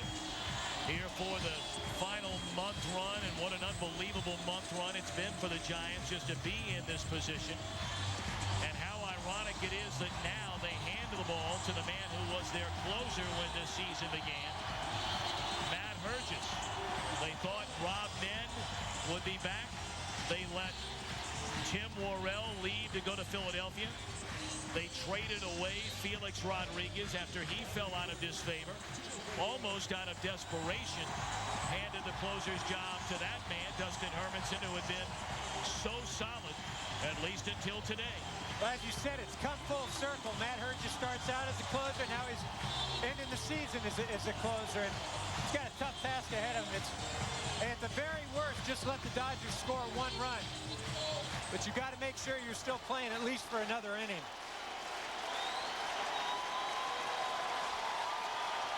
Tying run at third, winning run at second. Bases loaded, 1 out. Bottom of the ninth inning. Jason Worth, the batter. Fastball sails high. This Dodger team a hit away from clinching the National League's Western Division title. Matt has a fastball with a lot of movement. Jason Worth, I mean, he's up there. He's going to be aggressive, going to be swinging and letting it go. 1-0 pitch. He did let it go and swung at ball 2. See, and that's the thing. When you've got a young hitter up there in a situation like this, it's tough to say, hey, look for a good pitch, contain yourself, try and calm yourself down. Randy Myers, the excellent left-handed reliever in the late 80s and early 90s, used to say when he had a hitter in a 3-2 count with the bases loaded, he'd throw a ball high because he knew the hitter would be so darn excited, it'd be pretty tough to lay off of it, and they'd swing at it. 1-1 to Jason Worth. Right down the middle with a fastball, strike 2. Yeah, it's tough when you swing at a pitch out of the zone, and you're trying to say, all right, let's not be so aggressive, let's see the pitch. Then you see the next pitch right down the middle, and you're still standing there saying, why didn't I just swing at that? Hernandez a tying run. Antonio Perez a winning run at second base. 1-2 to Jason Worth. Herges delivers. Fouled out of play. Another fastball at 94. Yeah, Matt Herges is letting it go today. 94, 93. And usually he's about 90, 91 with the movement. But obviously with the adrenaline going right now, 54,000 people on their feet. And you have to remember, Matt Herges pitched here in Los Angeles. And when he was traded, he was devastated. You don't think there's some feelings going on out there right now. 1-2 the count on Jason Worth. Burgess a pause, a pitch. Just off the outside corner. Boy, what a good-looking pitch that was. That was a great pitch. But Jason Worth did a good job of not going after it, but I don't know if it was a case of not going after it or not seeing it or what it was. Again, tough shadows right now to hit him. You know, he'll go back and tell you, hey, I saw it 2 inches outside. That's why I didn't swing. 2 balls, 2 strikes. Action pitch here. He doesn't want to send the count full. 2-2 pitch. Fouled out of play again. Tardy on that 94-mile-per-hour fastball by Matt Burgess. Matt staying away from Jason Worth and going at him with nothing but fastballs. Each of these teams has played 160 games going back to the beginning of April. And here in game number 161, duking it out. One team to clinch the division, the other to stay alive in the division, at the same time alive in the wild card. 2-2 to Worth, they're coming in. And a ground ball foul of the third base line. That's smart. You've got the hitter set up now because Jason Worth is probably looking for a fastball away, thinking, hey, they just came inside to show me something. You come back inside right now with a fastball running in on the hands, you'll get him.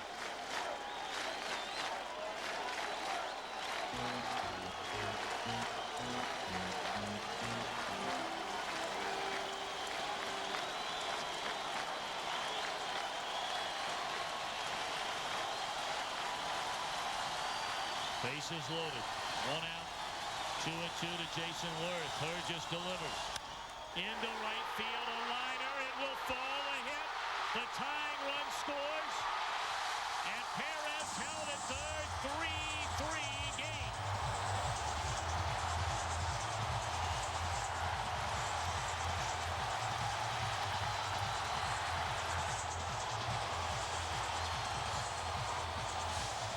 The idea was right. They set up inside, but the execution wasn't right. He left it way out over the plate, and that's where Worth was looking. Anything inside would have tied Worth up. Pitch away, got to it, drove it to right. A great job of hitting by Jason Worth. A great job.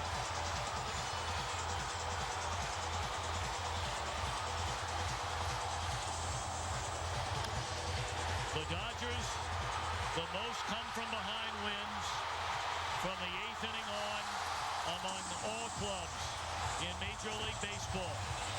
Some have felt the way they have won games this season, the way they have won games this week, that this is their magical year. And here they struck for 3 in the 9th to tie it. While we have a moment, let's send it back to Jeannie Zalasko. And we've got more from Houston. Eric Bruntlett makes contact, fly ball. Now watch Clint Barnes. Great grab, but the work is not done. Gets up, tosses the ball, doubles off Morgan Ensberg at second. 2-1 Astros, bottom 3.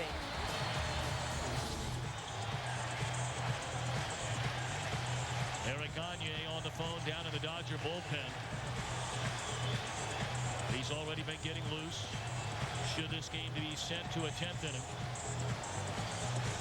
Well, the Giants are going to have to bring the infield in. They're going to have to bring the outfield in. And again, talk about irony.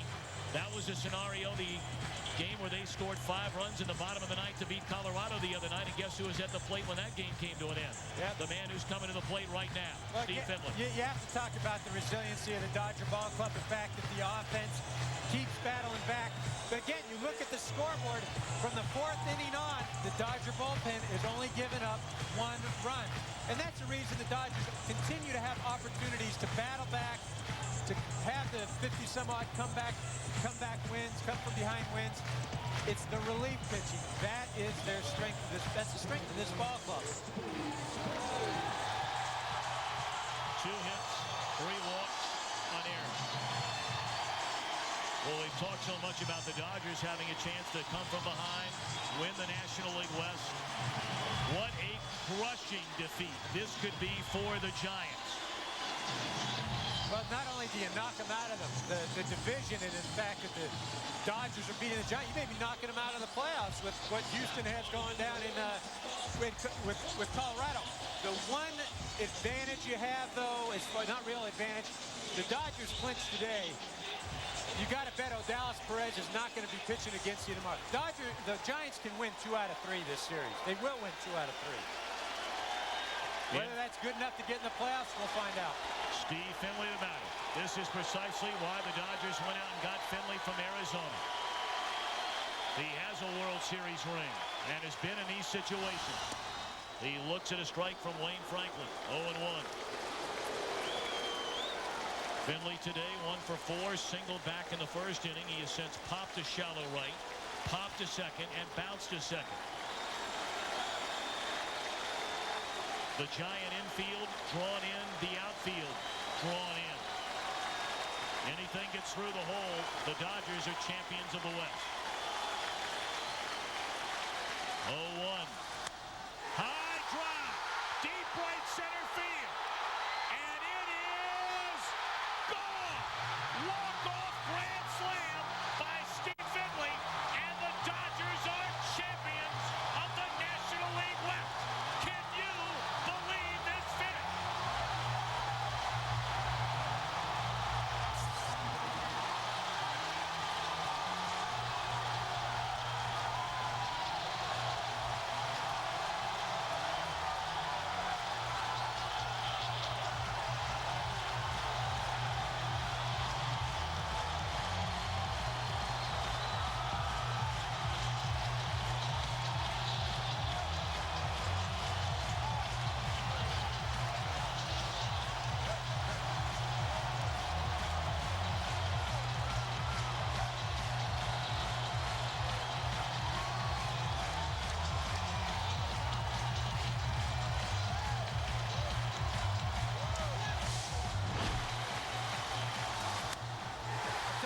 Any question about what went on at the trading deadline with the Dodgers acquiring Finley and Penny and Choi?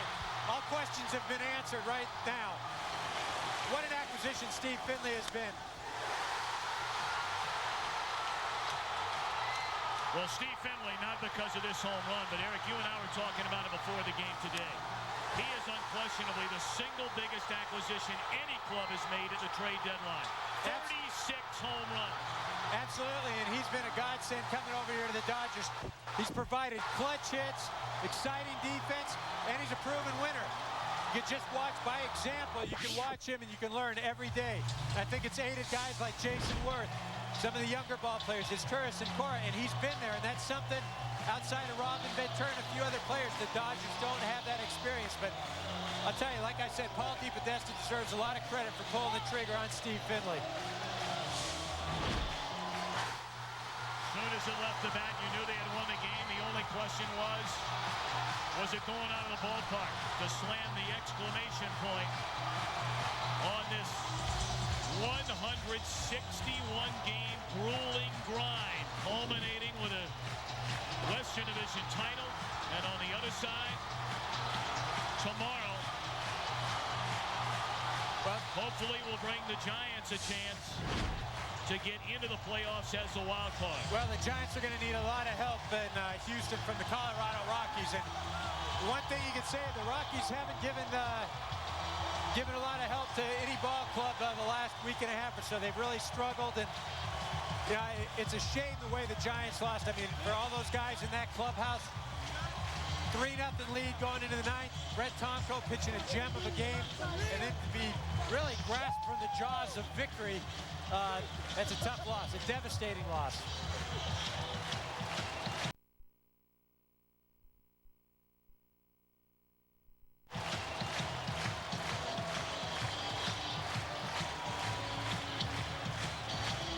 Boy, Jim Tracy, he has taken certainly a fair share of heat from some of the local press and the fans. Adrian Beltre certainly has felt that heat the last number of years until this year. First-year owner Frank McCourt And the champagne, I don't even know if they put that champagne on ice. It didn't look too good going to the bottom of the ninth inning. It certainly did, but you got to tip your hat to Jim Tracy and what he's done with this club this year. Keeping the ball club together, facing a lot of injuries, trades, dismantling the ball club. He's kept everybody together, kept them focused. And what he's asked for the last 4 years is just an opportunity to get to the postseason. He's done it. He's going to have his opportunity. Jim Tracy, after leaving as a player in his minor league, very brief major league career, of course, he found himself to make ends meet delivering newspapers at 4 o'clock in the morning in Chicago, trying to feed his wife and children, and was wondering would he ever have a chance to manage another year even at the minor league level, much less a major league level. And here he has his team going to the postseason. First time since '95, the Dodgers have won a division championship. It's their first year going to the playoffs since, Eric, 1996. You were a part of both of those clubs. It's long overdue. There's no question about it. There's been a lot of change in ownership, change in management, a lot of player transition. But what the Dodgers have done this year has been really special. Nobody expected them or nobody picked them to be where they're at. But again, like we talked earlier during the game, there are a lot of guys that have stepped up, have had seasons that nobody expected, whether it's Jose Lima, Adrian Beltre, finally having a breakout season. The trade with Steve Finley, it's been monumental what they've done, and it's been a contribution from everybody. The Dodgers will begin the postseason on Tuesday night. Right now, let's send it back to our Fox Network Center, and here's Jeannie Zalasko. Well, now that we know how the West is won, what about the wild card? The Houston Astros riding the back and the bat of Craig Biggio today. That's not a rerun, kids. That is his second home run on the day. The Astros up 3-1 as we sit bottom 3. Puzzle and putting more pieces together today, and unfortunately you can ixnay on the Cubs and the postseason. Well, going down to defeat today, watching, similarities, watching the pen in Chicago and the pen in San Francisco. I have never seen, you're in Major League Baseball in the National League, more bad bullpens, giving it up, and walks. You saw Hermanson walk a bunch of guys, and I know he was saying, those balls were close. Tim McClellan, the home plate umpire today with the Dodgers, one of the best in the game, in the Dodger game, and he's not going to give you anything unless you put it on a corner. And if you put it on a corner, he will, but, He is at Dodger Stadium right now, this time celebrating as a Dodger. Jeannie, thank you very much. Steve Finley, congratulations. I mean, what a feeling this must be. Eric Karros and I were talking a short while ago that you were such a huge pickup for this Dodger franchise, and what a way to cap off a division championship. It sure is. It doesn't happen any better than that. I wanted that situation. I thought about it a couple weeks ago. I wanted to be at the plate with a chance to win the division on this weekend, and it happened, and I got to come through, and it's a great thing for the team. There's a lot of great at-bats there in the ninth inning. Worthy probably had the biggest one, and put me in the position to do that. Steve, you played on a World Championship team in Arizona in 2001. Granted, a long way to get there with this Dodger club, but with all the come-from-behind victories that you've seen since joining this team, is there a special feeling about this club? Absolutely. We don't give up. It doesn't matter what the score is. We believe we can come back, and we've done it. This last week, I think about 12 of our last 13 wins, we've come from behind, so it's something we're getting used to. Steve, is there any way that you have had an influence on some of these Dodger players that have never been in this kind of situation or in this kind of game before? Eric was talking a minute ago. You're one of the few guys that has been. Well, Robin and I both had a meeting about 3 weeks ago, and just kind of talk to the guys what's going to happen, what's going to go on, how you're going to feel, and how to deal with it. And the guys really turned it on, and they've been playing great. They've been playing like they've been here before. Steve, congratulations. We're very happy for you. Thank you. Steve Finley, a walk-off grand slam to clinch the National League's Western Division title. Let's send it back to Jeannie Zalasko. The Angels get their 4th division title, and let's share some of the pictures with you. I know you were wrapped up in the Dodger game today, but it was a good one in Oakland, Kevin. Vladimir Guerrero, the big road trip I just talked about, 6 home runs on the trip, gets them even because Zito, he had the curveball going today, but that would tie. But the Angels would come back. Right there, Garrett Anderson, who's had the tendonitis in the knee, the base hit in the hole on the right side. The Angels 5-4 lead. And one of their strengths, Jeannie, is that bullpen. Frankie Rodriguez was outstanding, but Percival gets the call in the ninth. A long one, but not deep enough. The Angels will put this away. 3-run eighth inning. That was the difference as the Angels showed up in Oakland on a Friday night, needing to get 2 wins, and that's exactly what they have done. Taking the division 5 for the final. With all due respect to Zito, really the only one of the big 3 that actually showed up to pitch. Yeah, he pitched well today. He really Title, and thinking about his former team getting the victory as we go back out to Dodger Stadium. Jeannie, thank you. Jim Tracy, the manager of a National League Western Division champion Los Angeles Dodgers. Jimmy, first of all, congratulations. What a ride it has been. Tommy, thank you very much. I can't really tell you the emotions that I'm feeling right now. You know, this club has done things like we saw this afternoon all year long. We talked about in spring training, Tom, that we play the game for 27 outs. That's exactly what we did today, but I think, you know, between Elmer Descends and the rest of the bullpen, it was obvious that we had to keep the game close in order to allow this to have a chance to happen. And they did a terrific job, Tom. Jim, Trace, this is Eric. Yeah, let me congratulate you. It's a job well done. Going back to the middle of the game, when you had Wilson Alvarez hit, was there ever any question in your mind that maybe you go to your bench in that situation? Or no, Eric, you know, it was the 5th inning of the game. I knew that they had Bonds and Snow and Cruz and Przinsky coming to the plate. I'm going to take out a veteran guy and put a young kid in, as we saw Grissom hit the home run off of Sanchez. My other choice would have been situationally pitching with Venafro, which could have cost me 2, maybe 3 pitchers in that inning. And we'd have got to the 8th or 9th inning with maybe Edwin Jackson out there on the mound in the 8th inning. Because trailing, I certainly wasn't going to use Gagne. I just didn't feel, Eric, like we were going to win or lose the game in the 5th inning. Jimmy, before the ball game, you were talking about remembering some of the players that have worn a Dodger uniform during your tenure. One of them, Eric Karros. But I have to believe you. I also have to believe, though, Jim, that a part of you is thinking about your father, who has not been in good health this entire year. You've had to try to deal with that along with managing this ball club. Well, you know something, and if I could, I'd like to say hello to my mother and father, because I know they're watching, Tom, and I'm so very proud of them for the opportunities they've created and made possible for me during the course of my life to get to this point. But I think, Tommy, that I have found strength in having a dad that never complains, never tells you that he feels bad, always tells you that everything's all right.